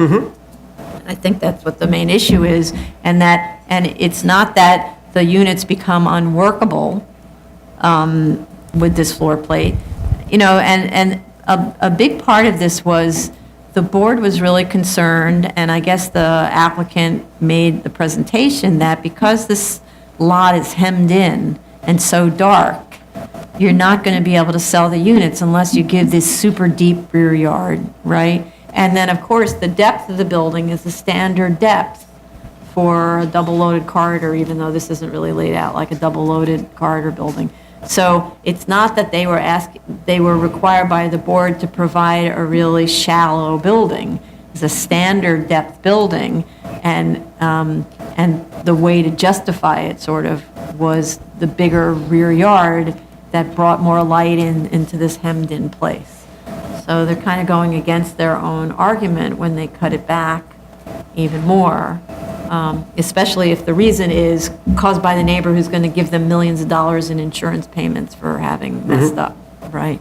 Unless there is something missing, Yeah. and we do not understand it, because the description of the issue that they put in the statement of facts is like very abstracted. I wasn't able to even speculate what kind of issue happened and caused them to shrink the cellar floor and by that amount. I wasn't sure. Usually we do that if we're like digging so deep and we install an excavation support system and we being pushed by the adjacent building conditions to move that excavation support system like land work. That you don't get to So you lose underpin. some, yes, you Yeah. lose some real estate property, Right. but you lose them in the cellar portion or underground, and then when you go up ground, you just can't leave it and recover them back. But Right. it's not even clear here that this is what happened. Right, okay. Thank you. Any other comments on this? All right. Good. Ready? Item number 14, 14106BZ, 2084 60th Street, Brooklyn. Okay. Which one are we on? So we have proof of notice of hearing to officials, but since this is an amendment, don't the neighbors have to be notified as well? They should be. Not for our. No, it became an amendment, though. I know, it came as an amendment, that's what I'm saying. It doesn't, they don't need to be notified? Did it come as a minor amendment, or what if it was a major amendment? Well, it was an extension of time when they initially filed, but then there were, there was complaint issues, and then I noticed that there was a change in the plans, a substantial change in the plans, and I told them they need to file an amendment.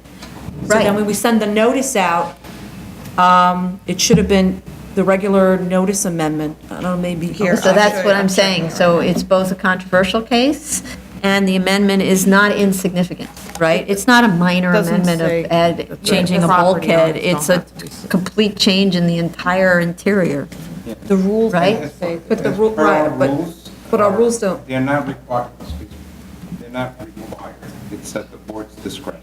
Okay, so my discretion is you need to notify the neighbors. We do have a neighbor, I did notify some of the, who were the subject of the complaint, I mean, not the subject. Right, but that's who a make the different thing, complaints, yeah. because they brought it, that person brought it up. So we also don't have proof of service of the initial application to the officials, and we don't have a community board recommendation. So, and in this situation, there's a letter from a neighbor who appears to have been monitoring the site and observed noncompliances with the BSA grant. The neighbor notes that there's concern that the warming kitchen will be used, what's called a warming kitchen, will be used for catering, and that the roof will be overused, exceeding the limitations stated in the BSA conditional grant, that it's only about one holiday. And so we need to be mindful of these issues in our review.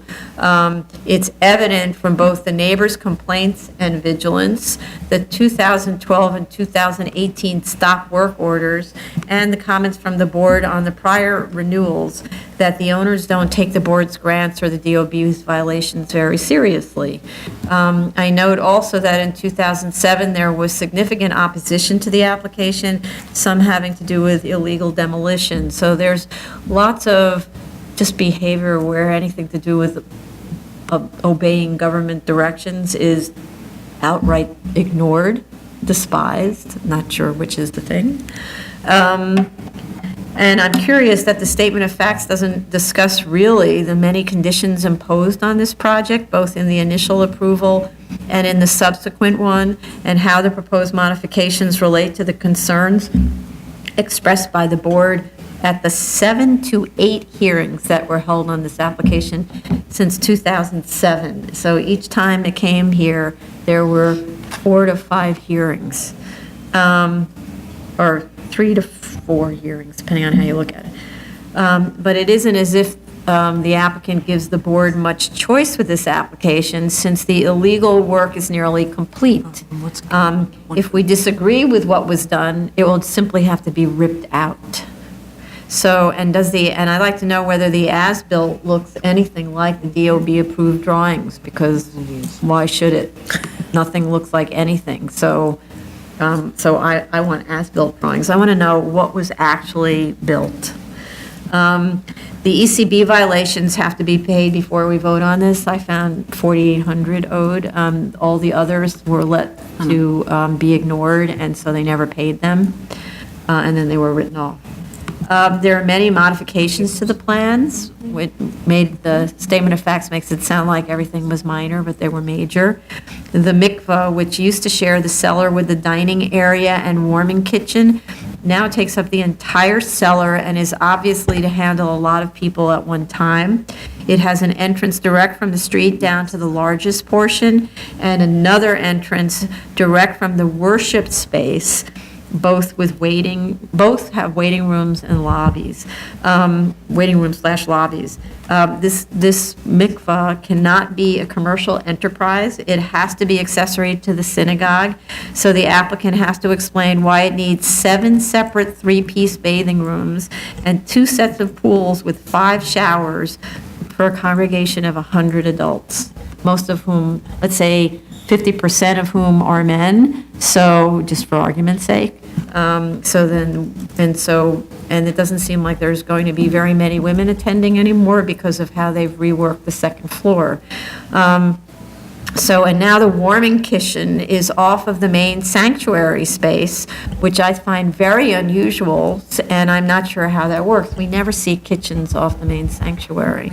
So now is that room intended to double as a large dining hall? Like what's actually going on with that room? I'd like them to explain how the entire operation is going to work. The second floor now is awkwardly laid out for women worshipers, and in spite of the full floor for the rabbi at the third floor, there is on the second floor still a rabbi's office and study area that was moved down from the third floor before. And at the third floor, an enormous apartment is provided with extremely large kitchens and dining areas, all for 2 persons. I'd like them to explain that. What are the functions of these large rooms, and what happened to the study area for 21 persons and the library? And there's a balcony overlooking the street, and the board had been very concerned about noise, hence was not allowing the roof to be occupied for more than a very short period on a very short holiday. And now the elevator stops at the roof. I'm finding it not believable that the use will be restricted to 1 holiday a year, and there's no sign of acoustical screening on the drawings. And one reason I'm not finding it believable is because nothing the applicant has done so far shows any respect for any regulations, so why should they respect that? There's also no sign of opaque privacy windows, which was one of the requirements in the board action, and no sign of the trash storage, which was another requirement. And what about the dining function for the congregation? I don't know what the warming kitchen is for. And not to mention, for me, what's always important is the aesthetic of these buildings that receive BSA variances.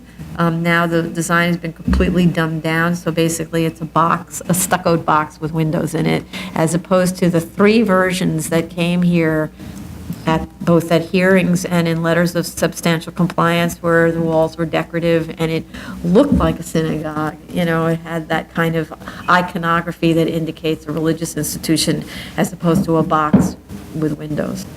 So, and not a box designed by Le Corbusier or something like that. Okay, any other comments? They need to discuss the rabbi's apartment and how it fits in with the findings, the programmatic needs. None of that is addressed at all.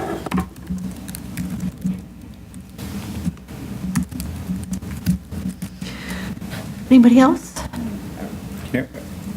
This case doesn't sit well with me, as it's a bad actor seeking to validate and legalize bad acts. And unless we find that it meets with programmatic needs and that also this is the minimum variance, we're basically rewarding these bad acts. And that's not something that sits well with me. Right. And it wouldn't be the first time where the board actually asks someone who did something like that to remove the things that are illegally built. By the application itself, I really didn't see any reason why we wouldn't on this initial application.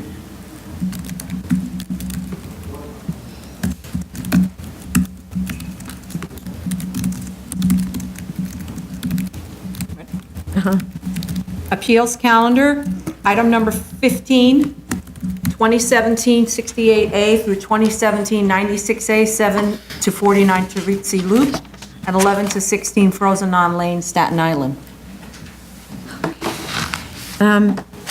In response to our request that the applicant show that it would suffer a hardship sufficient to satisfy GCL 36 findings, they submitted really an absurd site plan showing very long, very narrow lots fronting on Richmond Road with 10,000 square foot long, narrow, 2-family houses. That's one way to approach the question. The other is to show what a realistic development would look like while complying with zoning and frontage regulations, which we didn't get. City Planning recently published a wonderful new tool that shows the locations of unmapped and mapped streets and where there are mapping actions in the pipeline. It turns out that in 1992, City Planning approved and the City Council assumed no jurisdiction on the demapping of 3 roads running parallel to Madsen and Weiner from Bascombe to Richmond Valley Road, and which would encompass this site. The demapping's effectiveness was contingent on the property owner completing certain tasks, and according to the City Planning's website, does not appear to have taken effect. Confusing, right? So I ask simply, why not look into the current state of the city map, as it may or may not have been affected by that 1992 action, and if it wasn't effective, lay the project out according to the mapped grid. So there's actually this great grid. I'm just not understanding what happened, because when you look on this great new website, it indicates that it was not an effective demapping. So actually, it's when you go to Zola and you look up the application status. And then if the demapping was effective, then I asked, and I know it's not part of the GCL finding, but wasn't it self-created hardship? Because it was actually the prior property owner, the church, who requested this demapping action to be able to use it for however the church was planning, and then they sold off this parcel, right? So did city planning even remember that there was a demapping action for this site for church purposes when the applicant for this site went to them? I'm curious. An interior builder's pavement plan was provided as discussed, and notes were added to the BSA plan stating that no parking signs will be posted. Nonetheless, these are two-family houses with parking for 3 cars required, and most of them are in tandem in front of a garage building. So the likelihood that anyone will honor the no parking signs is slim, frankly. Developer could have eliminated the concern about this issue by providing a wider street and fewer houses, but refuses. So, and there is nothing to address the 20-foot high retaining wall concern that was expressed earlier in the hearing. So those are my comments.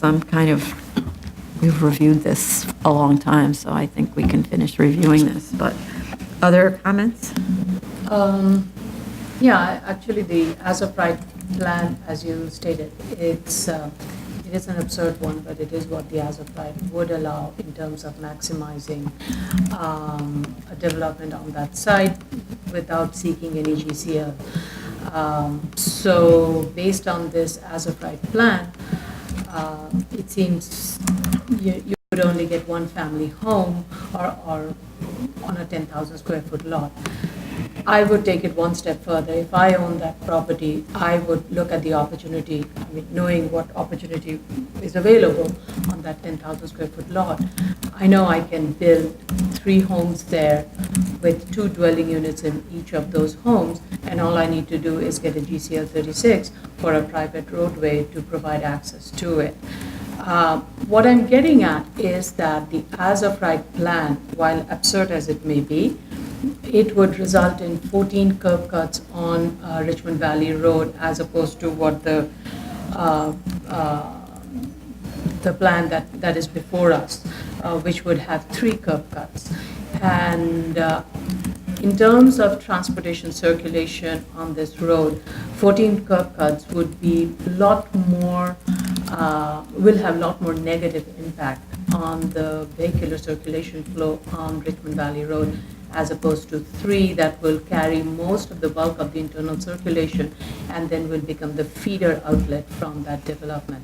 And if each one of these 14 as-of-right homes choose to exercise their GCL 36 right, which will be very difficult for us to deny because we have granted many such recently GCL 36 private roads with homes behind the homes, and you could have 3 such homes with 2 dwelling units each and generating 2 times 3 parking for each homes. That's a lot of vehicles coming out of a curb cut, and that's times 14. So I think in terms of the plan, and I've said this at the last hearing, this is one of the best plans I've seen in terms of the layout of a GCL 36, in terms of the way it's circulating and minimizing the vehicular flow within its site and only using it for, to connect to Richmond Valley Road for exiting. And the total number of units that is being proposed is less than the as-of-right if one were to exercise those 3 homes, 3 dwelling units per home, 2 dwelling units per home.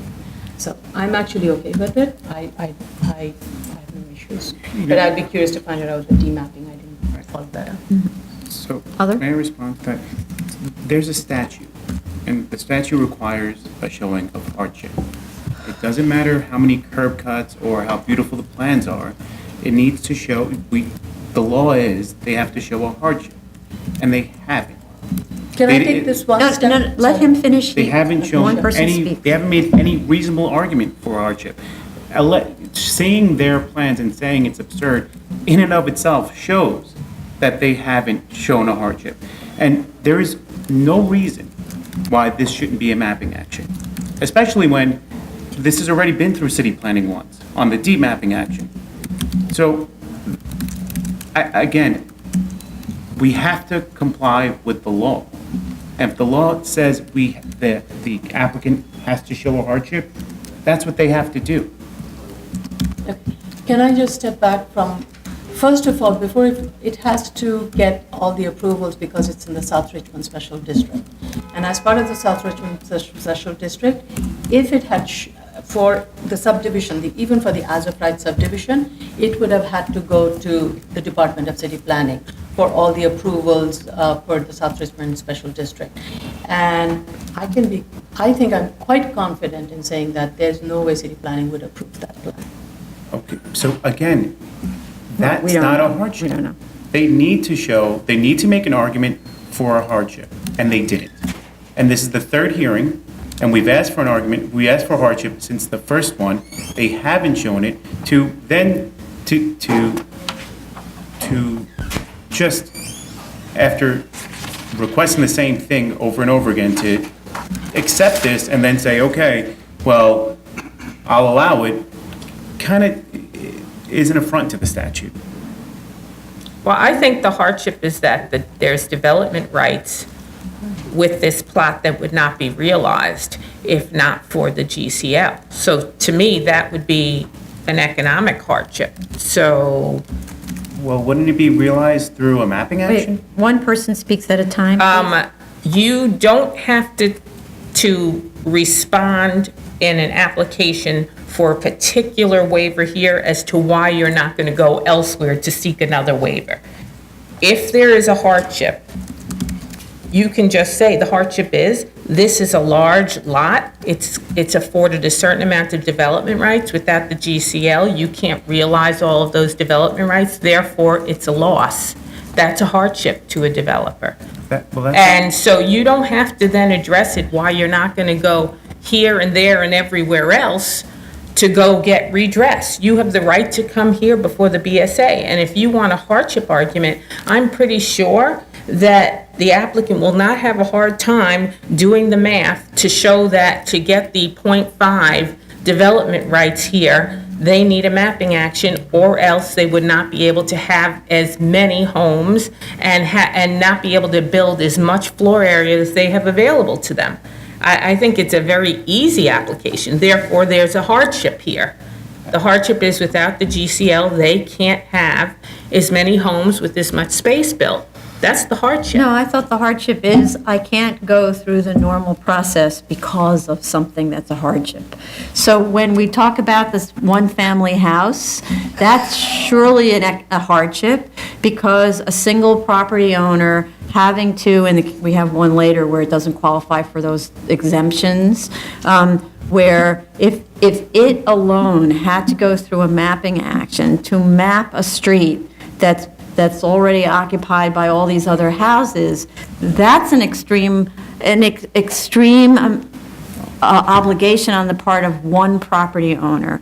As that's what I understood. When you read the case law, that's what you read. You read the court saying, how can you make this one-family home or these two houses on this street go through all of this incredible process? That's why they should be entitled to relief from a zoning board, as opposed to a developer building 75 homes, or 70 homes, whatever the number is, and where it's not the case, where it's commercial pursuit and creates a neighborhood in this case. And the case law supports that. Case law supports that. There's no, and when you read the cases, it actually, it paraphrases what was just stated by the chair. This GCL 36 was made as a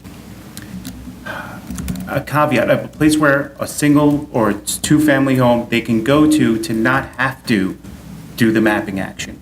This does not fit for, and if you read the if you see how it's been interpreted by or interpreted by the Supreme Court, at the very least, it doesn't fit for these types of Well, you know, to be applications. honest, I would be happy to see this go on to be an appeal of our decision, whatever the decision is, Right, then because we I know what to definitely do. think there needs to be clarity, and I think that the courts don't seem to be very enamored with stripping development rights from property owners.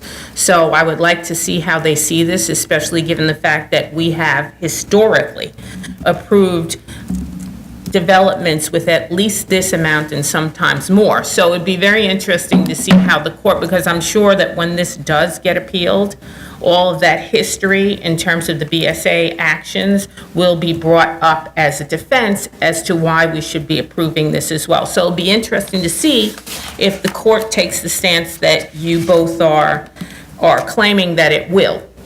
You know, I'm hoping for clarity going forward, because clearly this is an issue that the board is quite divided on. So it'd be nice to see how the courts look at this. I would want to respond. Yeah. No one is stripping development rights. To request that a developer go by the proper channels is not a taking. You know it's not what? a stripping. Wait, don't interrupt, please. I agree, One but I person- don't see no, the no, point. just one person I don't see speaking. the point of him keep repeating himself and me keep repeating okay. myself. No. We're very clear as how Okay. you view this. Now, let's No, let but- this no, I application do proceed. I think that your statement about how the courts will perceive is owed a response to how the courts will proceed. Well, I'm not stating how the courts will Yeah, yeah, proceed. I well- said I would like to see how the courts will Exactly. proceed. So I just want to have one He's more not the comment. court. I just want to have Okay. one more comment to even out the discussion, and then we move on to the next one, I take okay? exception to characterizing my position as stripping development rights. To ask a developer to go through the proper channels is not stripping of rights. It's the way they're supposed to do it. With regard to how the court's going to an appeal would go on this, that the concept that a court will rely on past actions on a review of an instant case is flawed. A court is supposed to review a case on its own merits, read the statute. To say that if the BSA made a mistake in the past, then it should be bound by that mistake is a flawed statement.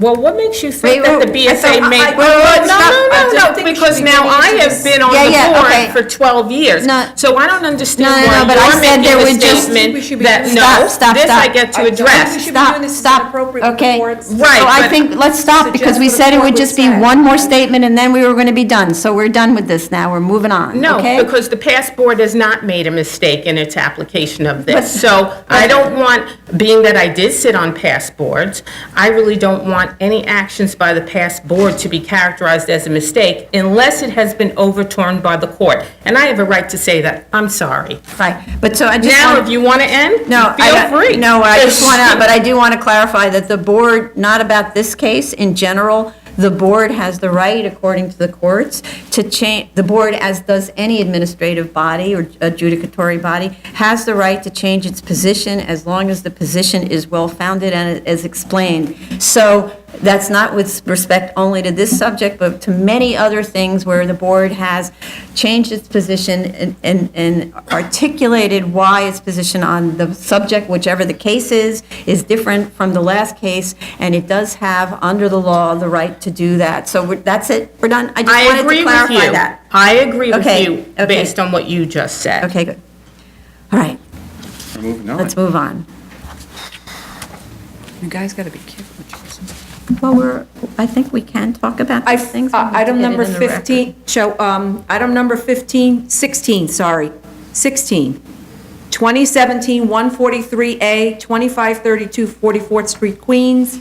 And item number 17, 2017-144A, 2530 44th Street, Queens. Right, so these, just in terms of timing, need to be grouped together with the other property that's the subject of the amendment of the variance. They just need to be all together in that sense, but we're not exactly hearing them together, right? It's just that the application to amend the C of O, to revoke the C of O is kind of being, sort of waiting for the Well, one- decision on. Well, the- one is Yeah, no, I one know. is being amended, one is being brought back to its original creation, original variance. The other one, in effect, is sort of waiting on the So BZ. let me, so whichever one it is, because I'm not sure which is which, one of them has an application to amend the variance, and depending on That's how the 144. board votes on that, either the application to revoke the C of O will become moot, unnecessary, or then we decide on the application to Right, that's revoke 144A. the C of O. On the other one, the owner of the property has moved to change the building back to a two-family, so as soon as they can demonstrate to us that they have made those changes, then that application becomes moot. But the one reason that they're traveling together here is because we have a neighbor who has concerns about both buildings, and this is a way for us to see whether whatever the neighbor's concerns are addressed if it affects both buildings. Okay? So this, now that we've heard the first on that variance application, we should group these three together to travel So together. revise the calendar again? No, not tomorrow, but in the future. Okay, They fine. will travel together always, so we keep them in one pile. Sure, Okay? okay. New cases, item number 18, 2017-59A, 3857 Ocean View Avenue, Brooklyn. We have proof of notice of hearing to officials, and maybe have proof of service of initial application to officials, except that the receipts, the mailing receipts are undated and not postmarked. So for the applicant community, you have to get them postmarked. They have to be dated, otherwise, we don't know if they were ever sent. They just look like you filled out a form and then you put it in your drawer, as opposed to went to the post office. So, and it also needs to be associated with something. It's not just the receipts. What did you mail? So there isn't anything like that in there. So, and if I'm not misreading, the community board recommendation was a recommendation for denial without explanation. It was a pretty sort of buried decision, where they read to approve it, and then it says denied it, or they approved the denial or something like that. It's very confusing. Or did I send you the email on? I don't know. It was This in is the the one where the folder. community board denied it based on the Seagate Co-op group, because Oh. they felt the daycare was not appropriate. Oh. Because daycare they're facility. proposing, wait a minute, they're not I thought proposing they're not daycare, proposing a it's, daycare, they're proposing a community facility. Yeah, but Which is like a, It's a daycare. I thought it was a daycare. not a daycare, it's like a get-together of. no, yeah, it's a Russian community center. Yeah. It might have a daycare in it, it might actually have daycare in it, we don't know. For some reason, I don't know where it, but I had the impression that there was a daycare on the facility. Yeah, Day- that's what, I think it might have changed, though. Okay. I think maybe it's because I looked at the drawings, and the drawings said Russian community something or other, but it does say community facility, so we don't really know. I thought it was going to be a doctor's office until I saw the plans. Okay. We do need fire department. The building is not proposed to be sprinklered, so we definitely need fire department. This is in an AE flood zone. I'd like to, they make reference to the Build It Back program, but sort of out of context, they just say, there are lots of Build It Back projects, but they don't tell us why they're this making one was reference. not, It's not a Build It Back. it's not a build it back because I think it was too late, plus also they had the commercial Yeah, it's too facility. late, but no, let me finish my sentence before you. Sorry. So the thing is, they don't tell you why they're going through, telling you about all the Build It Back, but you can eventually figure it out without them telling you, even though they need to tell you, because that's what you're supposed to do, is saying, look, Build It Back approved all of these GCL waivers in the neighborhood, and some of them even on the same road, so then give it to us, right? That's basically the non-argument that they're making. I wish when someone writes something, they would actually make their argument, as opposed to us having to do it. Okay. And the DEP had comments that need to be responded to, and if I could get this thing to, They did submit a response, which we forwarded to DEP, and because Okay. it was a misletter, there was somewhere the communication got the letter was not realized, and we had them send the response to DEP, so DEP is looking at that. And of course, Okay. DOT is not It's going to in response to their letter that says they require the applicant to submit a site house connection proposal application? Right, and the applicant did submit something, sorry, I just lost it, and we forwarded that to DEP. Okay. Yeah, I think we received something from the applicant last week that they Right. submitted Thank you. the house connection proposal. Right, and I sent that to DEP last week. Okay, Now, where's the? okay. Anybody else on this? I had some questions.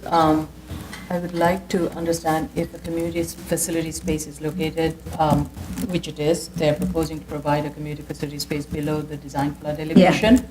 And also the mechanical space is located below design flood. Is that permitted? Which, my understanding, it is not, or it has to be flood-proofed, which to me, from the drawings, it's not clear if the lowest level will be flood-proof. Right. Which is wet flood proofing is what Right. would be required. It's not clear from the drawings. Wet or dry? No, if it's mechanicals, I don't think it's Has to be allowed anyway. elevated. It has to be dry flood proof.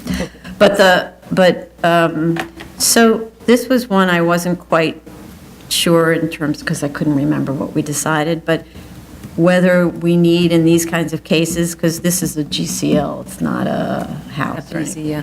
Whether we want them to go to DOB for the ZRD The one. CCD1s and stuff? Yeah, I think we said no on the GCLs, but they certainly should be aware that maybe they're wrong about the community DFE? facility, that they're going to have to dry flood proof the entire space. Yeah.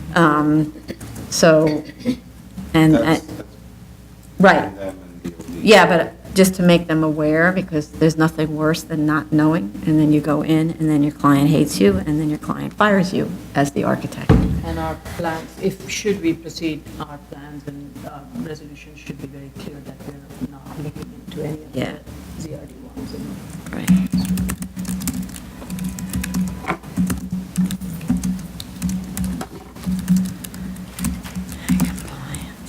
Okay.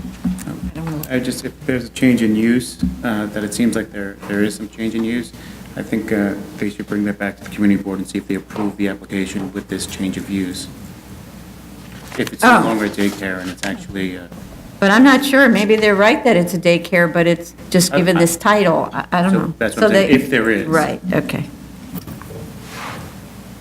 Okay.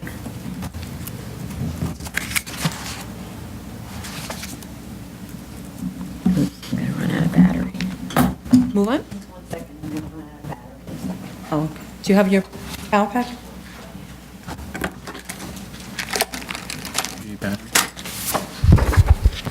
It's happened. you reflect.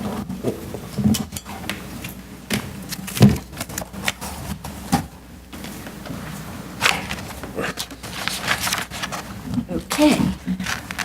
So this is a super interesting case. Item number, yeah, go ahead. okay. Item number 19, 2018-63A, 30 Columbia Heights, Brooklyn. It's a sign case, an appeal of a sign case. I have so many pre-notes. Okay.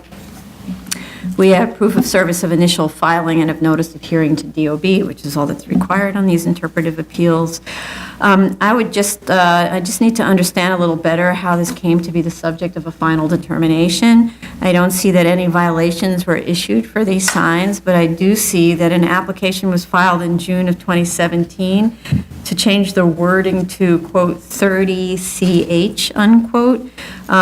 No list of objections was provided with the materials we got, so was the ZRD1 filed to respond to objections. And I actually, when I was doing kind of Google images, I found a sign proposed on top of the building for something called Panorama. So I'm not sure whether that's related to this, or this was an earlier idea or something, and so I'd like to know whether there's any connection between 30CH and Panorama or whatever. I'm just curious about what started all this. With respect to when the signs became non-conforming, assuming for the moment that they were, quote, lawful when installed. The 1961 zoning resolution also had restrictions on the area of signs within 100 feet of a park or a residence district, and also on height if within 500 feet of a residence district. So I'm trying to understand, what is the difference in conditions or regulations between 1961 and 2000 that, according to the statement of facts, rendered two of the signs non-conforming only in 2000? I just, it's kind of like I need a diagram to show how what's effectively the same regulations affected one sign, but not the other two until 2000. It seems like, what happened?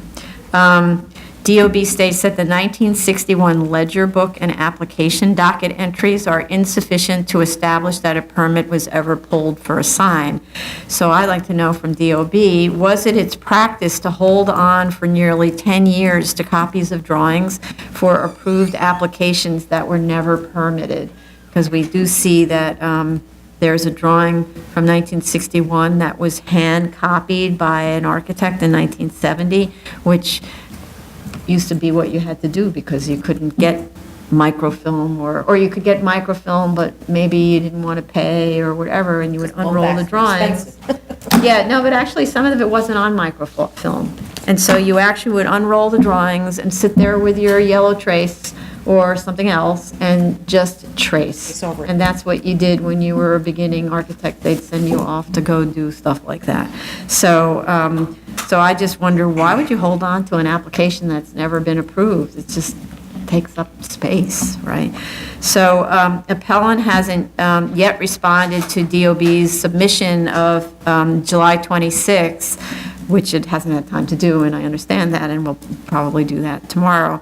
But it needs to address DOB's statement that the signs weren't installed according to the 1961 approved plans, or that the permit drawings provided are for different signs than the subject, or that these drawings and the ledger sheets that travel with them establish that the subject sign was never permitted. So they know they need to respond to those issues raised by DOB. And as of 1997, this is actually a question for DOB, but the applicant is certainly welcome to look at this. Were non-commercial signs actually regulated by the zoning resolution? There was an important court decision in 1997, and I'd like DOB to discuss what the effect of that decision was on non-commercial signs specifically. I see also that the 1968 building code had specific sign permitting requirements as of 2001, so it's really the 2001 building code, in Article 16, but I've not been able to go further back to 1970 to see what the permitting requirements were then. The excerpt from the building code sub-article 109 that was provided by the applicant references sub-articles 115 and 116 with respect to signs, which have since been repealed, but these were not provided to us. So whenever they're making reference to things, we need to get copies of them, otherwise we can't follow along with the bouncing ball. So, and they need to provide also, and there's also sections referred to in these articles that need to be provided, because it says, it's exempt if it complies with section this and this, and then you can't find section this and this, and sometimes you can find it online, sometimes you can't. So I wasn't actually able to chase the sections fully. Also, all of the building code sections referred to in the statement of facts should have been provided. This is a related question. Notably, the 2001 amendment by Local Law 14 of 2001 states, in addition to what is quoted in the statement of facts, that the, quote, changing of copy on a permitted sign not designed for the use of replaceable copy, or any structural change of the sign or sign structure shall require a new permit. So one could argue that the letters mounted on a structural frame, such as in this case, were, quote, not designed for the use of replaceable copy. That's what DOB is arguing. The appellant is arguing that the structural drawings provided for the 1961 application left off the letters, so that implies that this allows for changeable copy, And DOB says that's pretty incredible changeable copy because you need 10 guys to lift the letter up onto the ladder and then up onto the structure. And then I ask also, accessory signs, why would they be thought of as changeable copy? They're accessory to the principal use in the building. So why would you think of them as changeable? One question presented to us by really both appellant and DOB is whether a, quote, non-conforming use, which according to the zoning resolution, section 1210 definition, must have been, quote, a lawful use at the time of the zoning change, would have been, quote, lawful if no building permit had ever been issued to construct it pursuant to Victory Van Lines. The case Victory Van Lines, because the word lawful is not defined in the zoning resolution. The other question is whether section 4258 of the zoning resolution, which was enacted in 2001 and applicable to signs erected prior to December 13th, 2000, changed the undefined term, quote, lawful in section 1210 of the zoning resolution as applied to signs to mean only those signs for which a permit had been issued, without actually saying by the term lawful that's in section 1210, we now mean it must have a permit. Or whether 4258 only refers to the extent an existing non-conforming sign may have been structurally altered pursuant to section 5282. According to the CPC report at page 35, it appears to have been intended to apply to all non-conforming signs, but I'm actually uncomfortable with the idea that the text can change retroactively what had been a valid non-conforming sign under the 1210 definition and change that to an illegal nonconformist, especially when it has been acknowledged that records were poor prior to, say, 1991, as referred to in the draft TPPN, and we all know that the records were poor. And did city planning have in mind signs installed more recently than prior to 1961 when they were talking about this 2001 change, when they were saying it needed to be permitted? Was city planning thinking about the last 10 years, or were they really thinking of encompassing all signs? Because the main attack in the 2001 amendment was advertising signs. Let's say, and accessory signs that switched in the dark of night to advertising sign. So, though appellant walked us through in the statement of facts why 42-58 was not written to include signs that were not structurally altered under 5282, I would appreciate very much it going through that again slowly at the hearing. I think appellant is saying that unless the sign was structurally altered between 1961 and 2000, section 4258 doesn't apply, so no permits are necessary. If that is what they are saying, then would the installation of new copy in this case that may have increased the degree of illumination have implicated 5282? Appellant didn't discuss this possibility. It actually doesn't mention that there's a difference potentially between the squib illumination and the watchtower illumination or the proposed illumination. Appellant seems to be getting at some very tiny window of applicability for section 4258, something like between release date and enactment, but I'm not understanding how anyone would understand that to be the case based on the text. I don't know, other than someone who happened to be standing in the room at the time would come to that conclusion. With respect to appellant's statement that a C of O confirms that a sign complies with the zoning resolution, I actually don't think I buy that. While no violation may have been issued against the signs at the time of the C of O's amendments, which could have delayed their issuance if there were violations, there could have been other building violations that went undetected as well, and such oversights do not render the violations legal. Furthermore, we note that in cases where a sign sits alone on a lot, DOB apparently, I think actually oddly, does not issue a C of O since the application type is SG for sign and not an alteration type 1 or an NB for new building. tellingly perhaps, non-conforming as defined in section 1210, states that, quote, "an existing use shall not be, quote, deemed non-conforming, nor shall a non-conformity be deemed to exist solely because of the existence of a non-conforming accessory sign." So they kind of leave the sign out of there when they're looking at potential problems on a site. With respect to the Holding and Victory Van lines, that case concern, and whether or not you should say that the sign, even if the sign didn't have a permit, it would still be valid because the zoning permitted it. That case concerned a use that was not shown on the C of O, but which would have been allowable prior to the zoning change. So there was a C of O in that case. The appellant really needs to provide us with BSA cases that applied Victory where no permits had been issued for the use. The application of Victory to sign permits I find really problematic, given the plethora of advertising signs constructed in M districts without permits, and the zoning resolutions and the administrative codes modifications directed with great intentionality to eliminate such signs from arterial highways.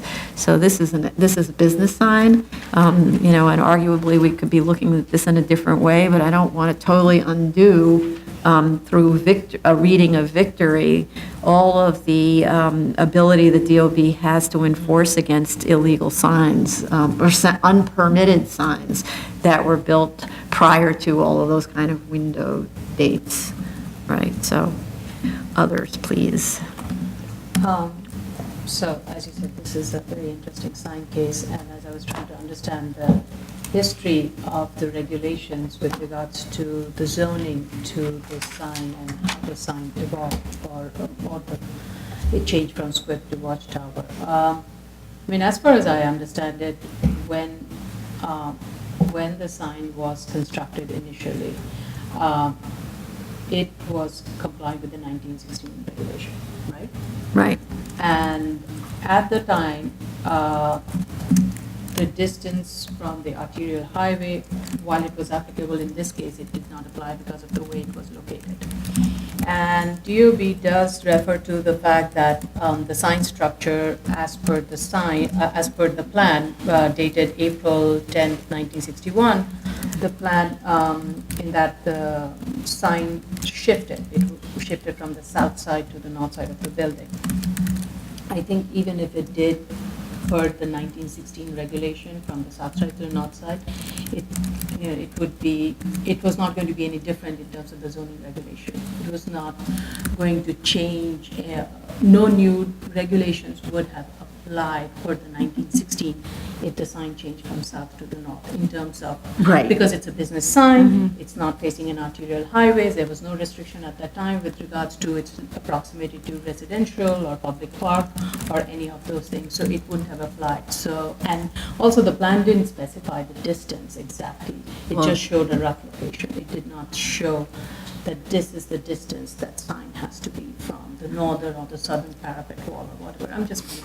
No, but it The did. distance from the street in feet. Yeah, it did, it did, because it showed the size of the building as being, it's an enormous building, 256 belong here and 200 and something Right. over here, and it showed it not on this side of the Outside. 256, it showed it on this side of the 256. Right, right. And, but the approval, or the actual location is closer to the, so to say that it was super general, it was like nowhere on that part of the roof, but if it's nonetheless, Right. would have been fine whether it was over here or That's over what I'm getting there, at. that's a different thing. That's what I'm getting at, Right. is that from a zoning application of the 1916, it wouldn't have mattered whether it was on the south side or on the north side. It was very much within the 1916 regulation. I would like, the applicants, the appellant and DOB to clarify that. I thought that because when they moved on the other side, it was I thought that it would be facing the highway.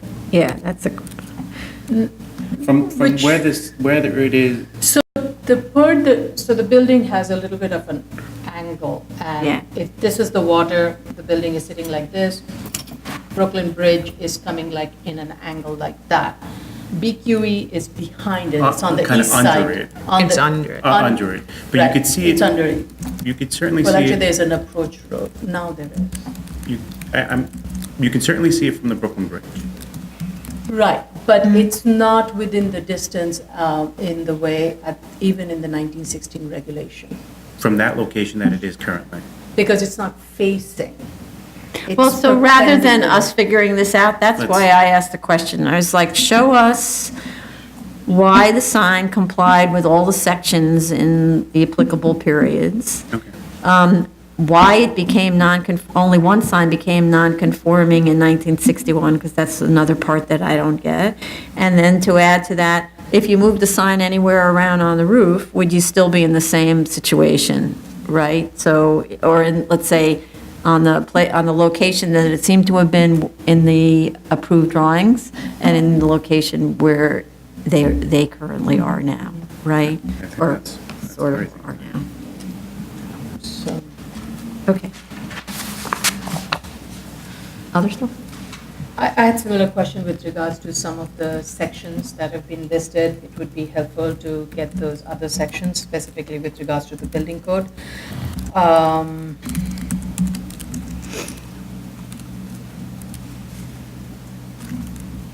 Specifically, I would like clarification is regarding the change of content, that is from script to watchtower. I want further clarification, both from DOB and from the appellant, that per then applicable 1968 Building Code C26-109.1, when permits required, the section refers to no signs listed in sub-article 115 and 116. So I would Right. like to know what that 115 is.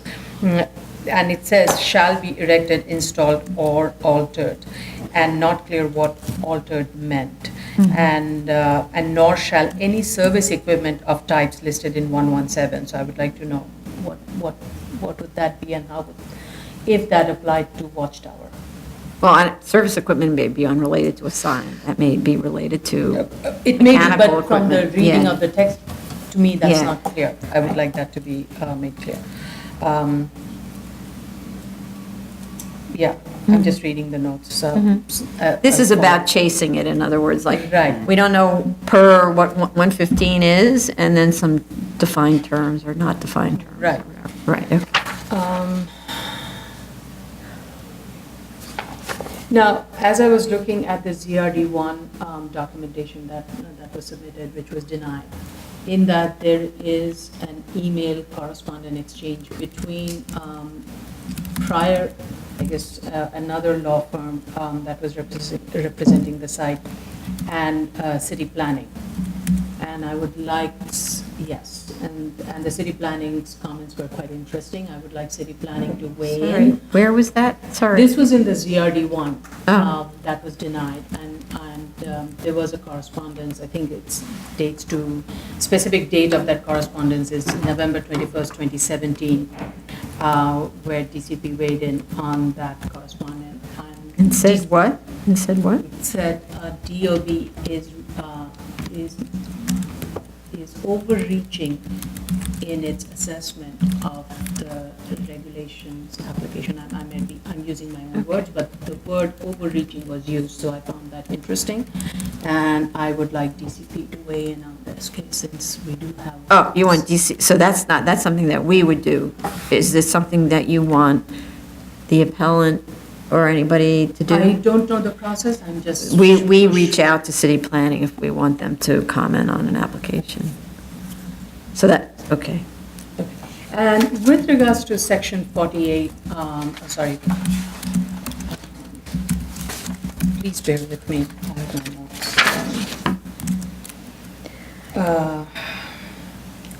With regards to I'm sorry, I'm losing my notes here. Please go ahead, I'll chime in. Okay, okay. Commissioner? I have nothing to add. Oh, okay. Anybody else? No? Sal? So regarding the application of section 4258, and this is from my days at city planning, I do seem to remember the back and forth of the discussions and how and when 4258 was introduced at the request of the borough president's concerns for recent surge of signage that were being built in light of these new stricter regulations coming in place.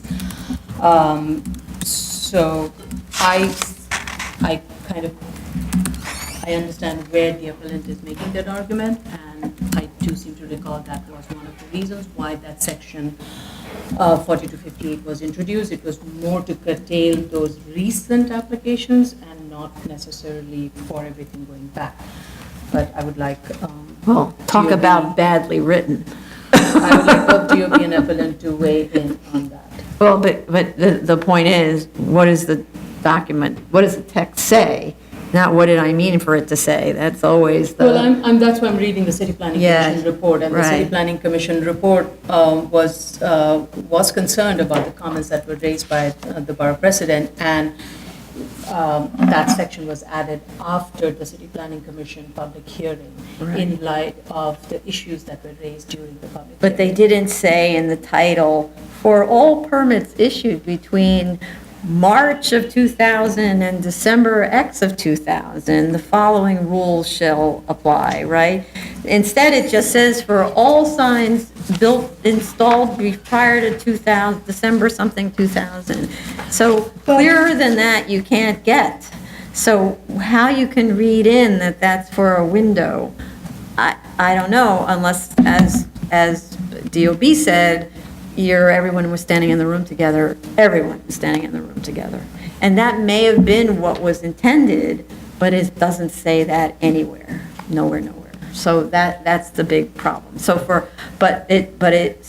we have to be guided by what the text says, not what some backroom discussions were. That's the problem. And if badly written, it needs to be rewritten. Yeah, that's a real problem that's a problem about legislation that gets drafted too fast and nobody actually rereads it, which we see a lot of. So, okay. No other comments? Okay. Move on? Zoning calendar, continued hearing items, item number 20-5602BZ, 317 Day Hill Road, Brooklyn, and item number 21, 1-96BZ, 600 McDonald Avenue, Brooklyn. This is a Board of Standards and Appeals compliance case. Right. So our last hearing on this was in May, and I see going online that there were additional submissions made to city planning in mid-May, so after our hearing, concerning the proposed rezoning action. The applicant was supposed to, or let's say the property owner was supposed to be providing us with all the updates to city planning, and they didn't, and we need them. So it says actually that they submitted revised land use application on May 14th and revised EAS on May 18th. So where is it? There was a revised parking study submitted on July 25th. I'd like DOT actually to take a look at how it was done. We weren't told what changed in the report between the last one and this one, but it's clear that they added a June event and they looked at valet parking somehow, as we requested that they do. They didn't tell us what kind of event there was or how many people attended, like somebody standing at the door clicking. The on-street parking utilization for the June date only goes until 8:30 PM, according to the backup data, which I think actually might have been like a technical glitch. It looks like a piece of the pages were cut off, but I don't know. So we don't, but meanwhile, the other study dates went until 11 PM, and the report and charts show data that was gathered until 11 PM for that June date, even though there's no backup. So either it's a technical error or it's very strange. The report continues to insist that the banquet hall has no impact on street parking availability, except to acknowledge that on-street spaces are generally overutilized in the area. At the hearing, we asked that the valet protocol be parking on the off-street parking lot first. However, it seems that the opposite of what we asked them to do was described in the report. In other words, they parked in available spaces on McDonald, and if they couldn't find any, they kept driving over to the other parking lot. It's the opposite of what should be done. Any other comments on this?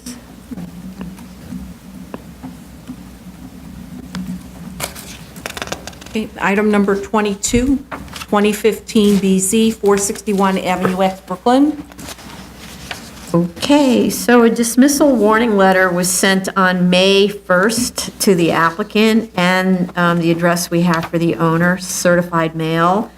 Nothing was submitted. It's been in hearings for a year, and the last time we heard it was in December, with 2 postponed hearings, 3 adjournments, plus this one. And so all I can think of, because we don't have enough information to make a decision, that we had a lot of open items, so we can't say we can decide on it. They never answered our questions, so I think all we can do is dismiss for failure to prosecute. And actually, at that last hearing, representative for the owner appeared and said he would submit everything, and submitted nothing, 0.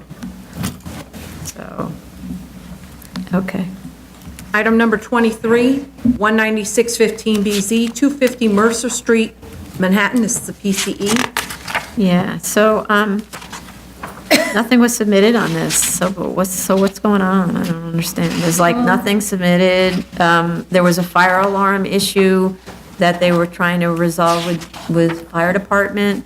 I thought they submitted revised plans showing the door sizes have been to increase to 4 foot 9 inches, which is what they were responding to the FDNY markup. Yeah, there was a- from last 620, week.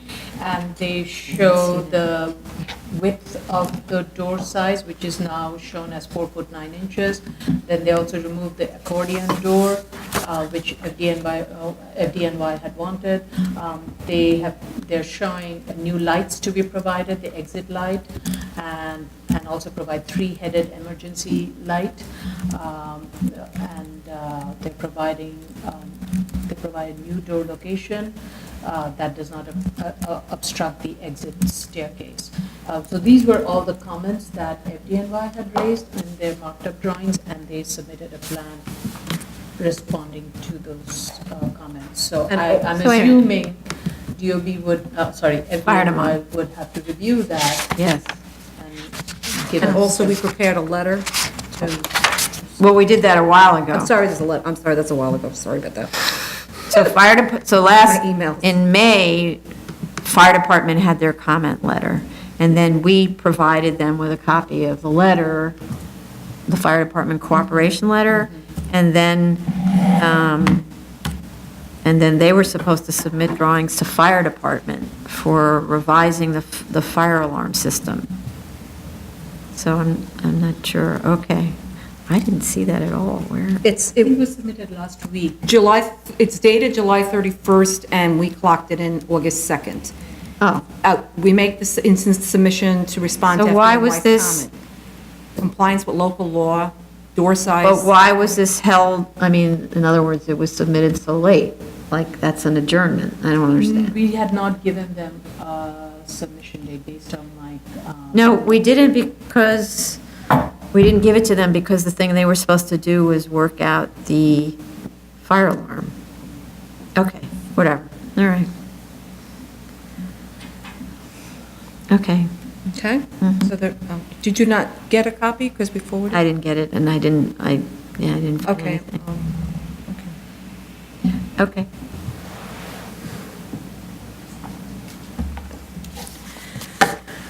Okay, item number. Thanks.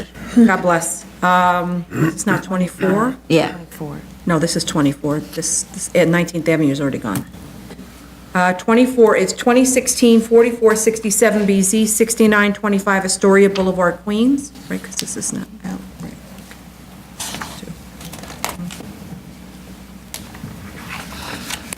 Okay, there's a letter from Diamond Communications. That's a telecommunications, sort of, looks like they're in part a search company, stating that they haven't succeeded in interesting telecommunications companies in the subject site. I'd like to understand what they mean when they say they have been, quote, marketing it. What are their marketing methods? Are they passive or active? I mean, do they expect people to just drive by and say, hey, isn't that a cool site for this? Did they actively reach out to telecommunications companies? Did they offer to construct a tower on the site or add height to the sign structure? The letter states the site isn't large enough for the footings for a tower. I'm not really sure what they mean by that. What about a monopole, which we know quite well needs 12 square feet? So 12 feet in diameter. Perhaps the best way to have responded to this question would have been to describe what type of income the site might have brought had they been willing to construct something that would have been attractive to telecommunication companies instead of saying it's an impossibility. They might have said, okay, if we actually built something that would be attractive, this is how much it would cost and this is how much rent we get, given its very unusual location.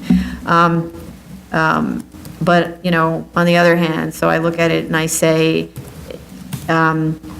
given our struggles with these monopole antenna trees in other neighborhoods, it's not exactly a more compatible use with the neighborhood character than a now single-sided sign. So would we be wishing one evil instead of another on the neighborhood? That's my concern. And signs don't cause potential health impacts. So, or unless you are in your car and you're distracted. Other comments? They revised the financials. They revised it to note the sign is now going to be 10 feet by 36 feet, and it's a direct facing sign. The income is actually based on competitor's income because the competitor has 10 foot by 36 feet signs in its portfolio located around the city. So they set the income at 100,000 and like the usage rate or occupancy rate at 75%, resulting in a $70,000 a year income, half of which would go to the property owner, half of which to the sign company, which in this case is one and the same, but not always.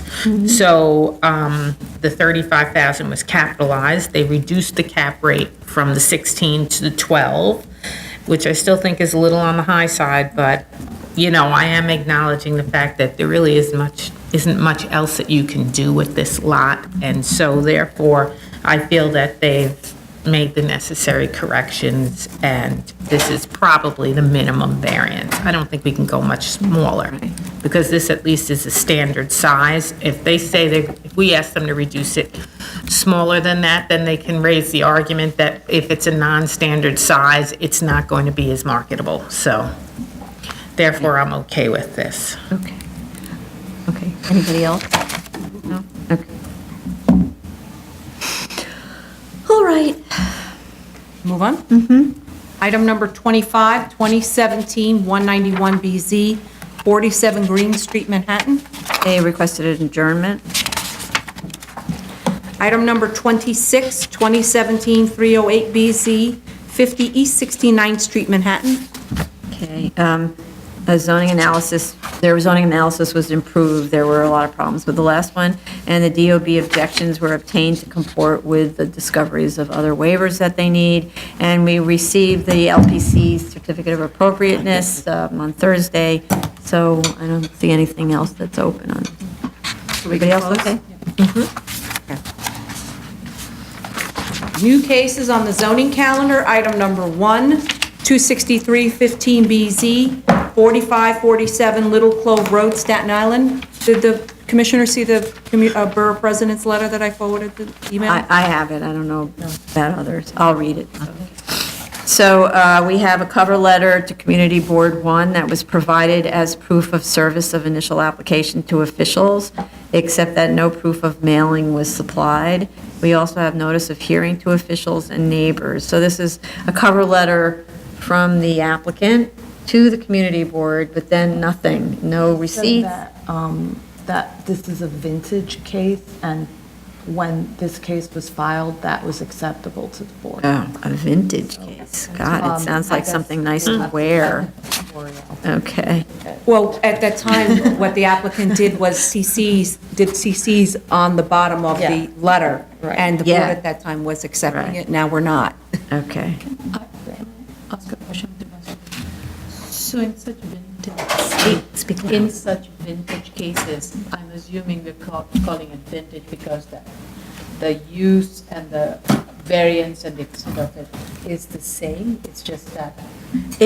No, so they applied in December of 2015 and got a dismissal warning after not doing anything okay. in Oh, it's not that April of vintage. 2018. Yeah, it's pretty vintage. It's been here for 3 years almost, right? So, yeah, so that's what she means So by at that time, the vintage. notification was consistent with the Okay. practice of Okay, no, I thought there was a long gap and something Right. changed programmatically, Right. so. Sorry. Okay. Because we have still this erratic process of determining whether something's been noticed. And some people get green cards, some people give you the little receipt when you go to the post office, some have a letter that says, I promise I sent it. And we're trying to coordinate this and regularize it. At the moment, I find it chaotic. And hence the reason why I'm never really sure whether notice was proper. So, okay, Community Board, we do have notice of hearing to officials and neighbors, though. Community Board 1 recommends disapproval of the application, objecting to the size of the facility that will add to the existing office adjacent, and to inadequate parking and access to it, and to lack of buffering with the adjacent residential uses. The Borough President Otto submitted a letter, which I'll read. You want me to read it? Oh, no. No, I got it. After the original medical building was constructed, don't talk at the same time, we can't. Sorry, I'm just saying, I'm sorry, I was looking at my thing, I said I sent it August 3rd to everyone. I don't know when you Okay, did get it. August 3rd, yes. After the original medical building was constructed, there were many community complaints about medical vehicle drop-offs within the travel lanes of Little Clove Road. Due to the volume of traffic funneled through Little Clove Road, one misplaced stop could inundate the entire corridor as far east as Targhee Street. Borough President Otto asked that the board address vehicle drop-off restrictions along both Little Clove and Cayuga Avenue. The Borough President also asked that adequate dense screening and appropriate fencing be provided between this property, adjoining residential uses, and Cayuga Avenue to mitigate noise, headlight glare, and other quality of life concerns. The Borough President would also support a term in lieu of no designated term for a potential variance and a restriction on hours of operation. A designated term and restrictions on hours of operation will allow the board to revisit the approval and confirm that the operation of the facility has not altered the essential character of the existing community.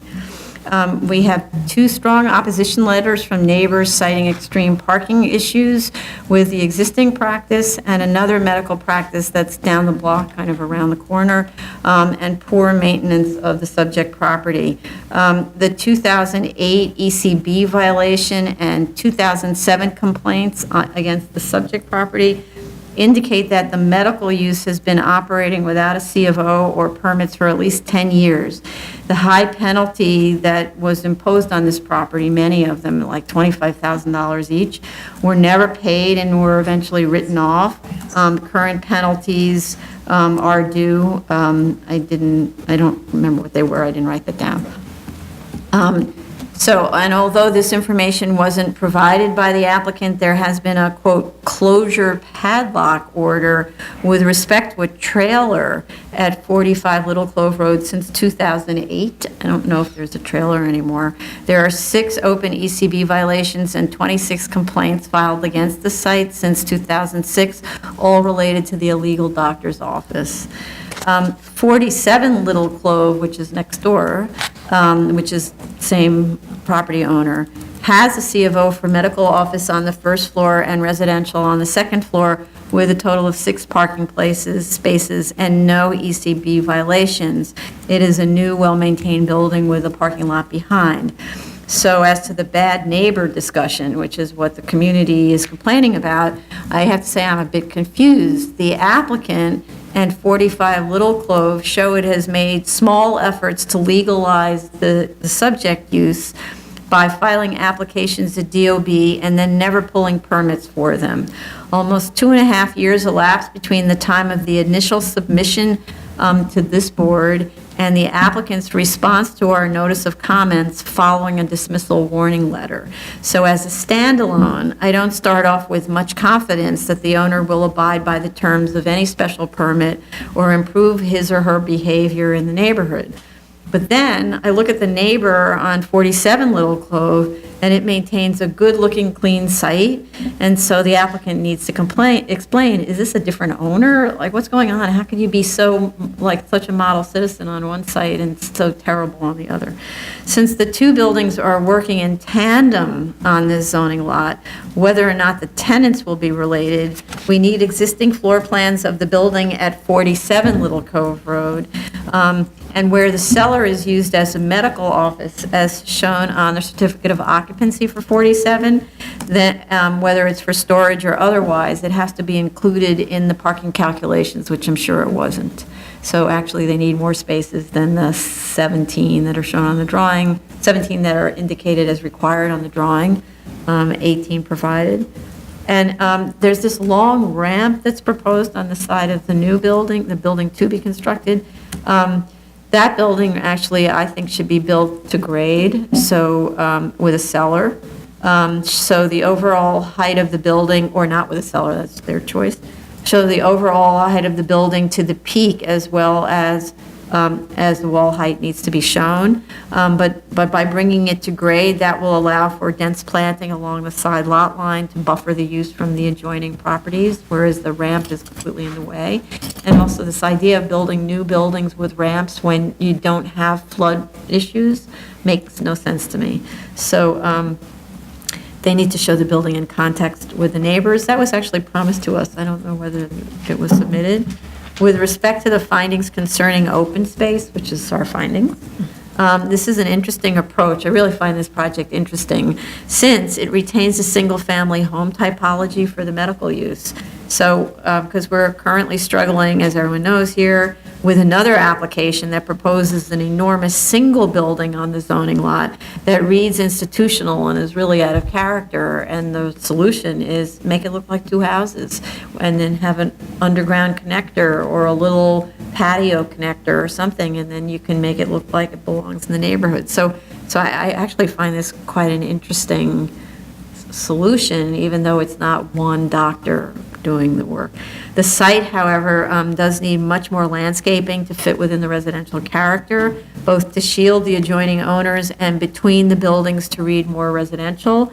And the main issue that really needs to be dealt with here is the drop-offs and the parking. We need more on how they would manage all of this, and perhaps without knowing how it works, on how driving is on Little Clove Road, but perhaps a pull-up where you actually drive onto the site and off the site as a drop-off, because that's where the front doors are. You see the little path. And in that other application, we said you can't have a path, no, not that other app, it was another one. We said you can't have a path from one of the sides because we didn't want to have drop-offs on that street. So we made them move the front door effectively, or the path to the front door, which wouldn't work here because the subject building isn't at the corner. So it only works for the building that's already existing. And since the existing building seems to have a problem with the drop-offs, and it has a parking lot, and you can go from the back, from the parking lot right into the building, enough people don't seem to be using it like that, and makes sense that they wouldn't. The taxi just drops you off, or the Uber just drops you, or your mom drops you, whatever. So there's no reason to go into the parking lot. So, others? My comments were, I mean, I agree with the vehicular trip there. I think we need to get a little bit more understanding on that diagrammatically and also in the statement. With regards to the findings, I was trying to look at the floor plan and how it meets the requirements, especially with regards to light and air.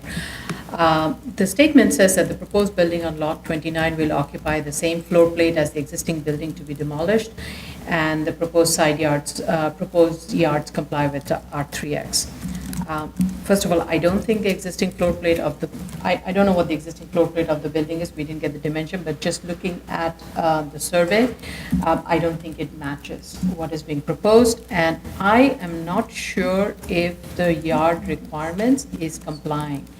The reason I'm saying is that though the total rear yard proposed is more than, oops, That's weird. Just clearing my throat. No, the sound is off. It's muted, I don't know. Those days today. Yeah. Okay. and so I'm assuming that the rear yard configuration has to comply with the zoning. Wait, go back. So you said the proposed may not actually match the floor plate of the existing, and you're not sure that the It yards meets match the yard because? requirement, because even though the total yard proposed is more than the required, the layout doesn't seem to meet an element of the zoning resolution. That is per section 23-471A. The rear yard depth of 30 feet would be required from the abutting rear lot line of the buildings that are fronting on Oneida Avenue, beyond 100 feet of Clove Road. And it would have to be 79 feet deep at the eastern lot line, measured from the Clove Road, and has to be parallel to the street line along Clove Road for the length of 30 feet.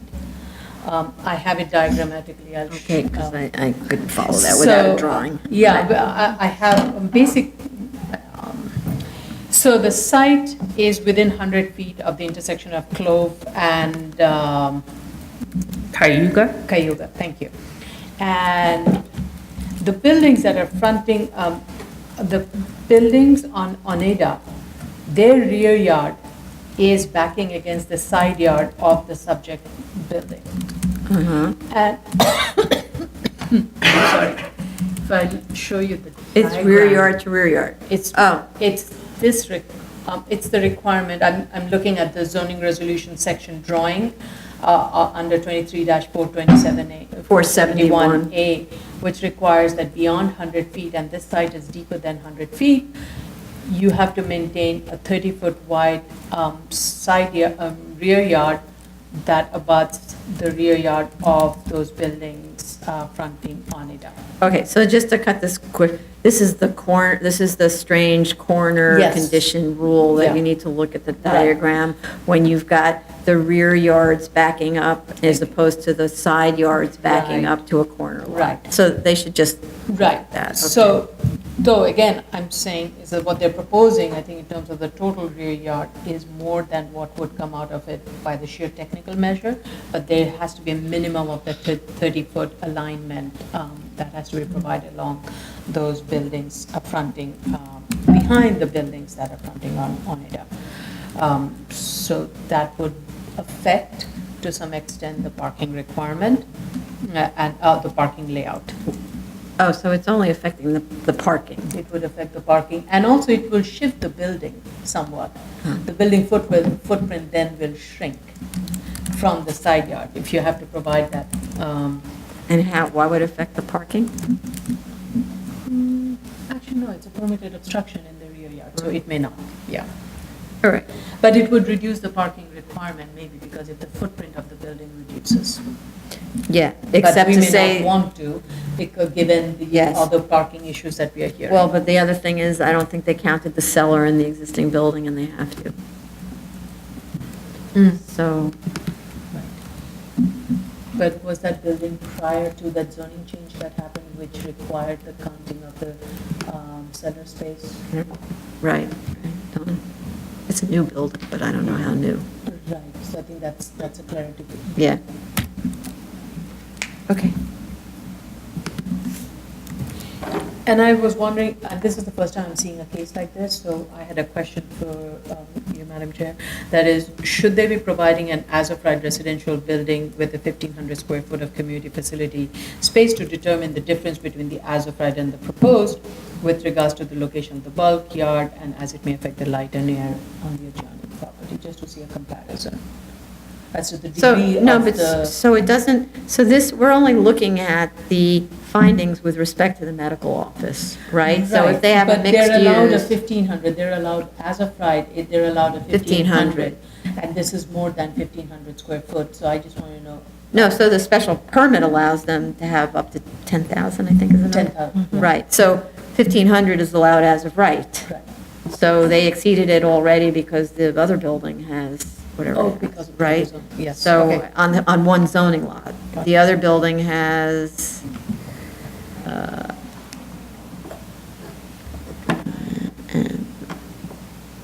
I forget. No, I can't find it. Lots are, 2585 square foot cellar and 2 stories with 1493 square foot medical office at cellar and first floor. That's it, 14, so they're just under the 1,500 that's it. So they wouldn't be allowed to have even more than 7 square feet of medical office in the new building. That's why they had to come here. And the reason they had to come here is because there were so many complaints over the years about an illegal medical office. And the findings, we are looking at other ones. We have one case that's active right now, and another one that I think we decided very recently that was the same kind of standard. The one that's active now is the one I was referring to, where it's a very large building that's proposed for a single doctor, where there's a lot of parking underneath the building, and and we're arguing about the size of the building and that it looks institutional, adjacent to a neighborhood with large houses, but not nearly as large as the proposed building. So, because this area doesn't have such large houses. So it would be helpful if they give the percentage of lot coverage for the surrounding buildings, so that we know what to base this on, as well as the percentage of open space that's actually landscaped in the surrounding neighborhood.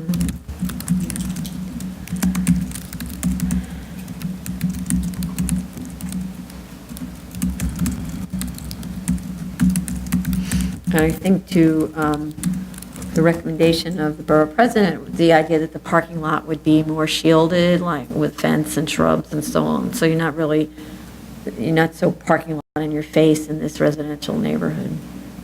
Do you have other? I really think it's up to the applicant to show us the conditions that it believes will minimize the adverse effects of this institution on the community, because the community has spoken out. There's a long history of it. So if they want to move forward with this, they have to show us how their plan will address these concerns. And I might, we could brainstorm. I would prefer if they did the homework themselves and came up with a solution to what seems to be a very real problem for that community. Right. Okay. Commissioner Sheta, comments? No? Okay.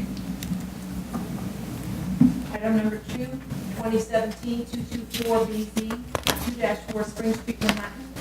Okay, so this is the legalization. There was a soft opening in March, and I guess you'd call it a hard opening in April. We have proof of service of initial application to officials and proof of notice of hearing to officials and neighbors. Community Board 2 recommends denial unless the noise issues can be addressed. We have 2 letters in support. And then we have emails to the Community Board from several neighbors to the rear complaining about the noise in the rear yard. So obviously, this needs to have been to be addressed, or maybe it was addressed. The statement of facts makes no mention of noise complaints and attenuation measures. A cover letter submitted later describes certain attenuation measures taken.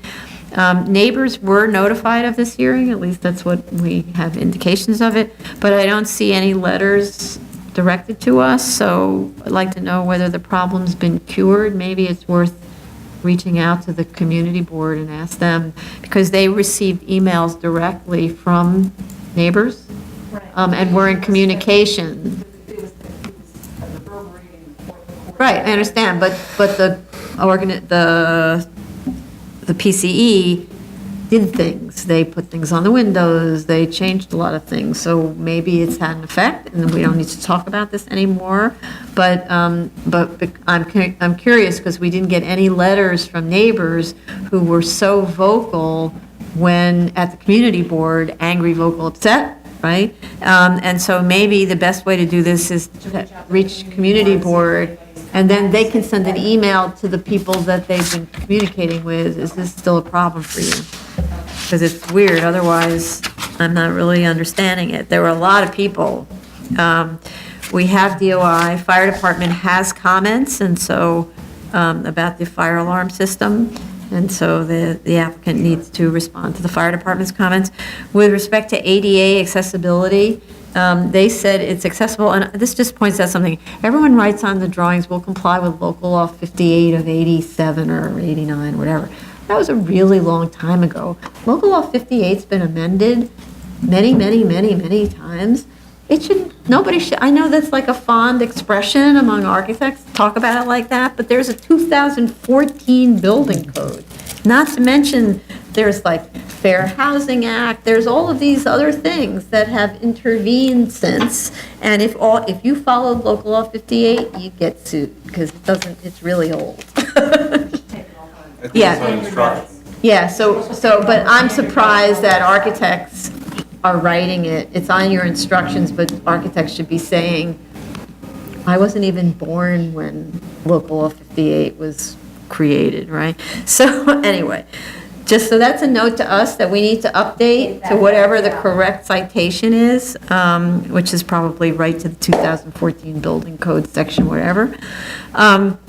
With respect to that accessibility, though, the elevator is actually for the building residents, and it's a very small building, so I'm not sure how does the PCE work with a disabled person to get to the residential elevator.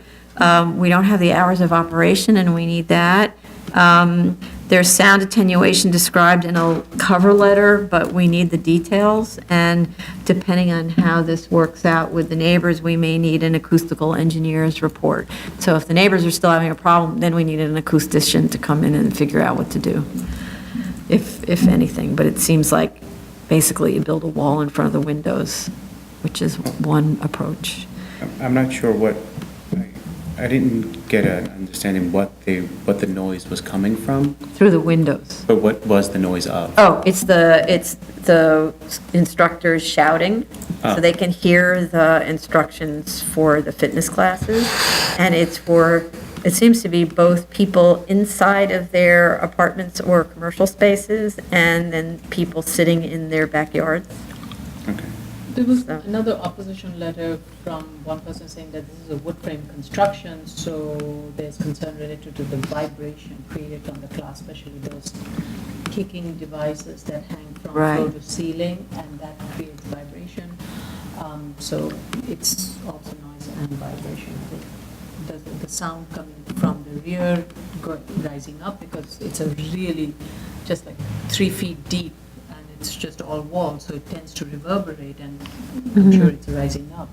And there's also the vibration. I don't know if that has been responded to. Right. They said they moved the subwoofers off the wall and put them on the floor in padded boxes, on a padded floor. So, okay, but the real answer is, can the neighbors hear it, feel it? Okay. Anybody else? Yeah, I believe the only concern, their major concern should have been the noise. This is the main reason that the community board denied this application, or Yes. recommended denial. And I did look at the entire submission, and until yesterday, my comment was nothing regarding sound attenuation. And today, when I came in the morning, I opened the computer, looked at the email, and I saw a submission, and I said, good, we got something. Okay. And then I looked at the submission letter, and I read from it. It says, first they submitted something from H2 Consulting, PE, Oh. engineering firm. And in the submission letter, it says, further enclosed, please find an engineer report Oh, from H2 Consulting, PEPC dated August 9th, which, and look at this, which confirms that there are no vibration issues associated with the bishop. Bishop is kind of a connection. And then Bishop's their punching bag. immediately I went to the engineering report, and guess what? It's not even a report. It's like 4 page of details like this, nothing written. And there is no even single word about sound attenuation or noise or nothing. It's just some details, and I don't know why they are giving us these details. If they want to submit something like that, they should have prepared the drawings and annexed this to the drawings and indicated their sound attenuation measures on the drawing submitted to us. So Bishop is their What is a punching bag? Bishop? It's their punching bag. I went to their website and I went to their Yelp. They have a certain, they rave about this particular punching bag named Bishop. I'm not, they do. I'm not talking about that. No, it shows on the drawings, it keeps pointing to the bishop, but then they don't show a It said punching bishop bag. connection, and for me, I thought this is some sort of a structural connection that's named after the guy who authored it. No. But there is no single word about vibration mitigation, about sound attenuation, nothing. And this is not a report. No. It's just 4 page of engineering details. That's it. And it only addresses Bishop. It doesn't address the voice, the PA sound, system, yeah. the sound system. And the only other thing I could think of that would cause, from what I understand, this is a Muay Thai gym. The only other thing I think that can cause the kind of vibrations, besides jumping up and down, is jump rope is one of the activities that is very common in a Muay Thai gym. So I'd like to know if that's something that's going on there. Right, okay.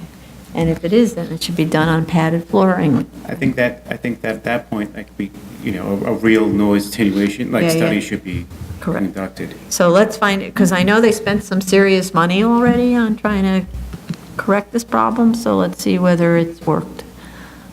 Because we did see one email from a neighbor saying, but that was in April, so I don't think we saw anything later that said that they did some things, but it hasn't seemed to work, but that was in April. So, okay. Item number 3, 2017, 260 BC, 2672 East Wall Street, Brooklyn. Okay, I didn't find either proof of service of initial application or of notice of hearing in the file. You have it? Yeah, we have it. It was uploaded. All right, can you forward it to me so I see it? There is a recommendation from the community board, though, to approve. With respect to the retention of exterior walls on the exterior and retention of 50% of floor joists, the second floor plan indicates that all walls and joists are to be removed. This needs to be clarified as the demolition drawing says something different. They should be using the demolition drawing, they should be providing a demolition drawing that matches the BSA model, which we have to quickly get up onto our website because I don't know why people aren't using it. Also, if the side yards are to remain as is, why is there then a need to remove so much of the sidewalls on the second floor? Especially since joists need to be raised at both the first and second floors to clear design flood elevation. So, you're potentially removing a lot of existing material, and I get that you need to raise the joists, but you want to raise them on existing sidewalls. We need notes also that the existing joists, equal to 50% of the existing, will be lifted into new beam pockets and at higher elevations.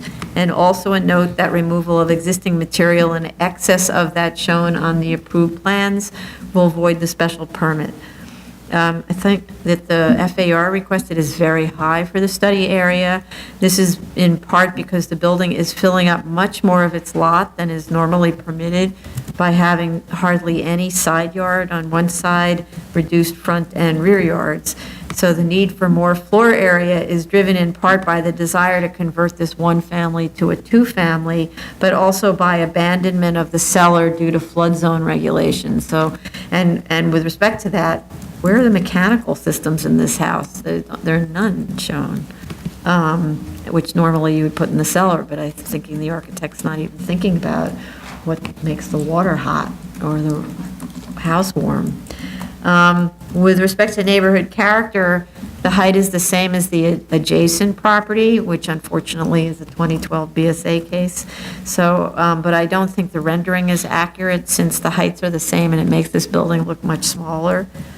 With respect to the proposed 20-foot rear yard, there is also that adjacent 2012 BSA approval, but the adjacent property to the other side has a shallow yard only at the first floor, not at the upper floors. And so to reduce the apparent height of the building at the rear, the attic level should be cut back and the spring begin at the second floor, which we've seen actually really does work. This will reduce the floor area to be in line with other properties on the block because some of that floor area is in the attic and mostly not much usable. We do have a ZRD1 and CCD1 approvals with conditions, but we do need a FEMA map, which we never received. And I want to, just this is a note to council, I want to include the conditions on our resolution. And those are my comments. Anybody else? I thought the ask was minimal, given that this is a shallow lot and it doesn't comply with the lot requirements of the regulation. And looking at most of the density that is on that block and in that area, I thought the ask was reasonable. Given density, floor The FAR, area? right, the FAR. I thought it was reasonable. And in terms of the rear yard, my note says that all the lots that are fronting 12th Street have rear yard depth of less than 20 feet, except for the subject lot and lot 90. So there, we don't have a 30-foot depth because all of these lots are actually less than 100-foot deep, so many of them are not able to maintain the 30-foot rear yard. So there is some consistency in that rear yard depth. So my comment with that is true that they have reduced yards, but they seem to be only one-story reduction, except for the lot immediately adjacent, which is the BSA grant. So that's why. So it was concern about lot 88. Right. I wasn't looking at just the BSA. I was looking at all the lots that are fronting to see what typically they're maintaining and to what extent the rest of the block also pretty much the other lots that are also not 100 feet deep have lots that are less than 20 feet. It's only this is a very weird block. Mm-hmm. There are some lots that are deeper than 100 feet and there's some that are are less than 100 feet deep. So I think here that I understand the need to move into the rear because there isn't any other place to move. Mm-hmm. Anyone else? Okay.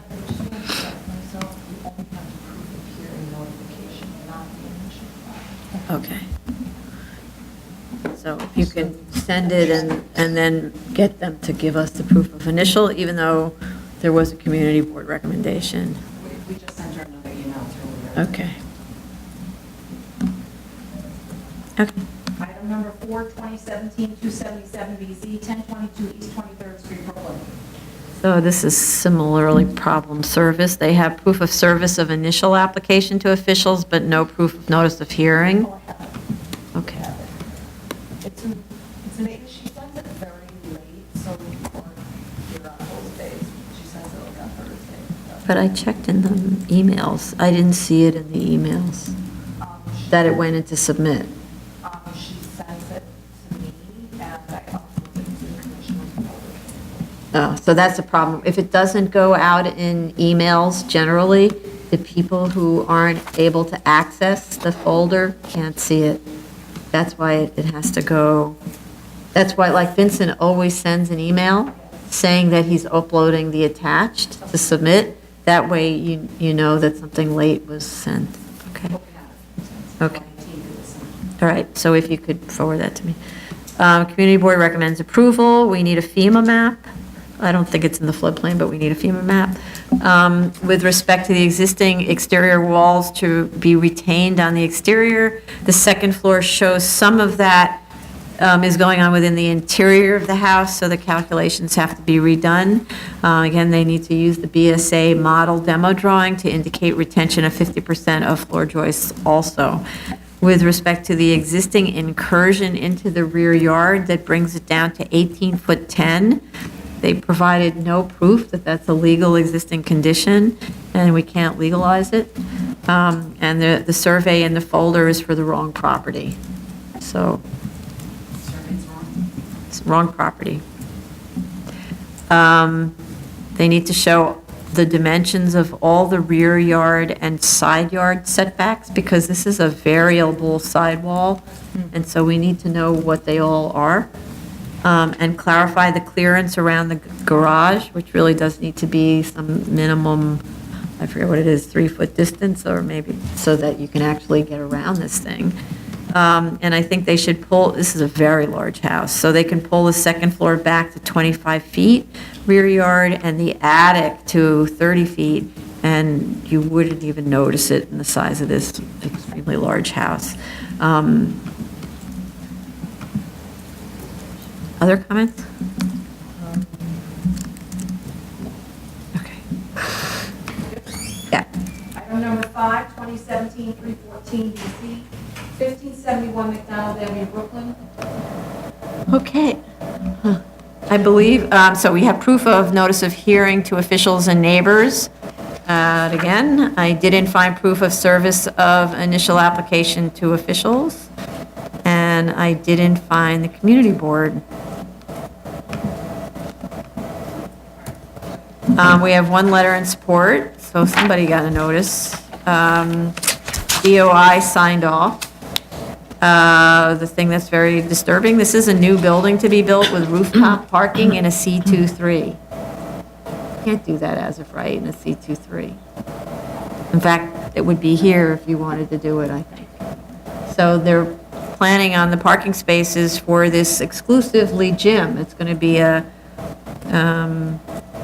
what is it? 1-story plus mezzanine and cellar gym with a swimming pool, and it needs to have 37 parking spaces, which they plan to put on the roof. So need something. Fire department also had a lot of comments. Can you clarify which part of it, I mean, the PC is before us, you're saying the parking also will not be. So I'm just reading 36-11 says, in all districts C1 through C8, except as otherwise provided in section 85-03, accessory off-street parking spaces may be provided for all permitted uses subject to the applicable provisions set forth in section 36-12. Such accessory off-street parking spaces may be open or enclosed. However, except as otherwise provided in section 73-49, parentheses, roof parking, no spaces shall be located on any roof which is immediately above a story other than a basement. Okay, yeah, that part. So the story, we've got the first floor, that sounds like a story, and the roof parking, right? So, you could probably arguably cure, well, they have a mezzanine, that's maybe their problem. Well, that is what I was concerned was, are they meeting the requirement of the location of the parking space above the building? And I looked at the permitted obstruction, and it seems, well, because it's also in the rear yard. The building is a full lot line building. Yes, So the parking is also located in the rear yard. okay. And are you allowed to have parking in the rear yard, up to what height?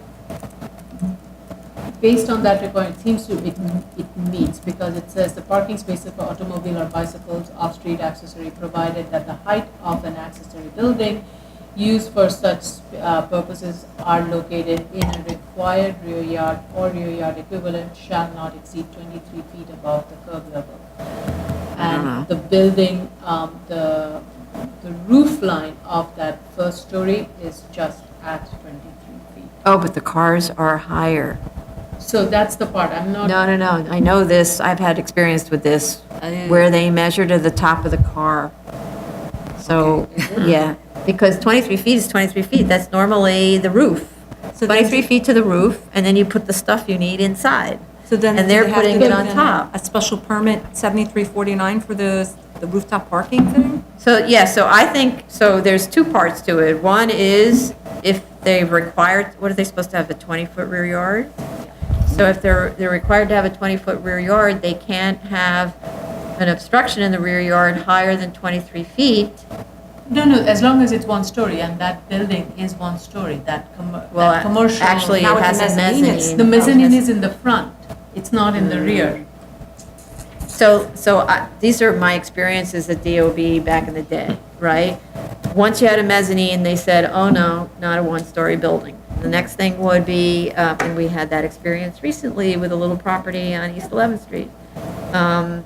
So there's that, but then the other is that the roof of the car has to be below 23 feet in order for it to count as that permitted obstruction.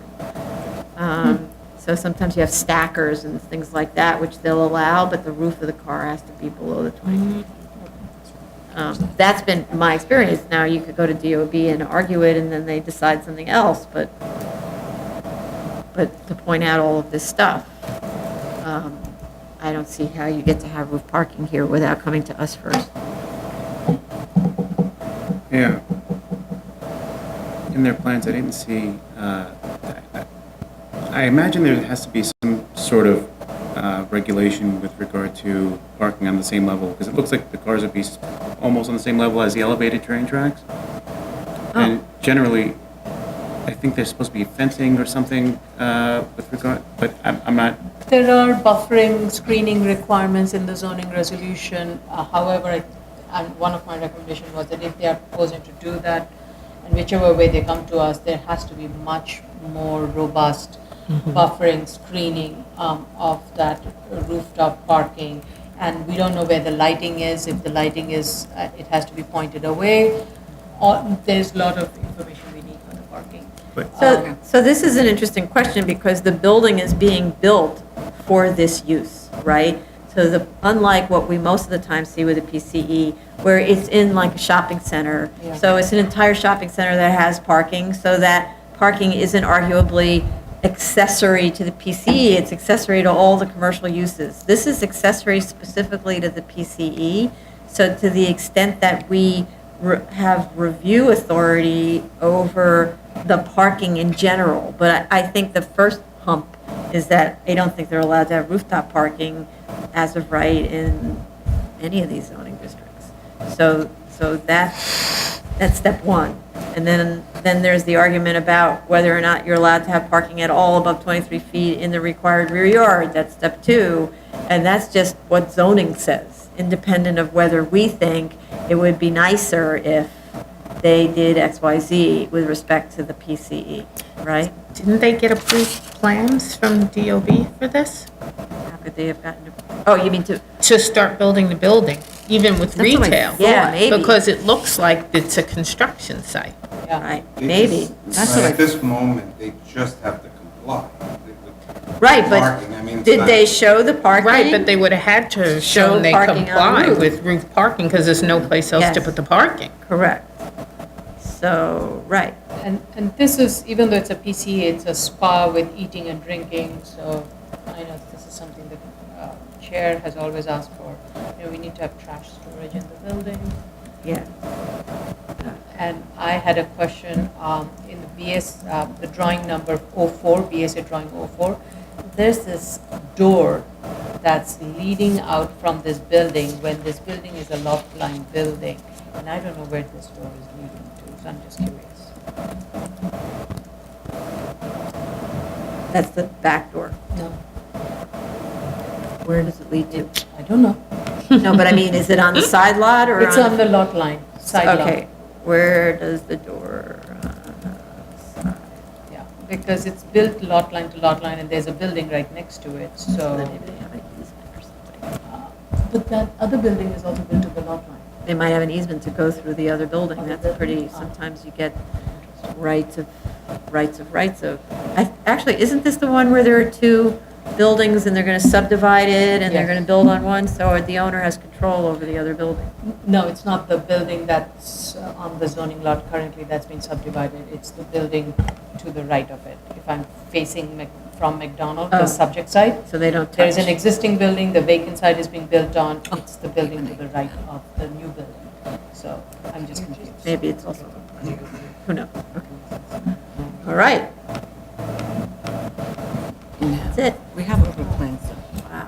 No, it's not Make 2 plans. o'clock yet. Okay, wonderful. It's the public review session for August 6, 2018. Yike. Glad I didn't.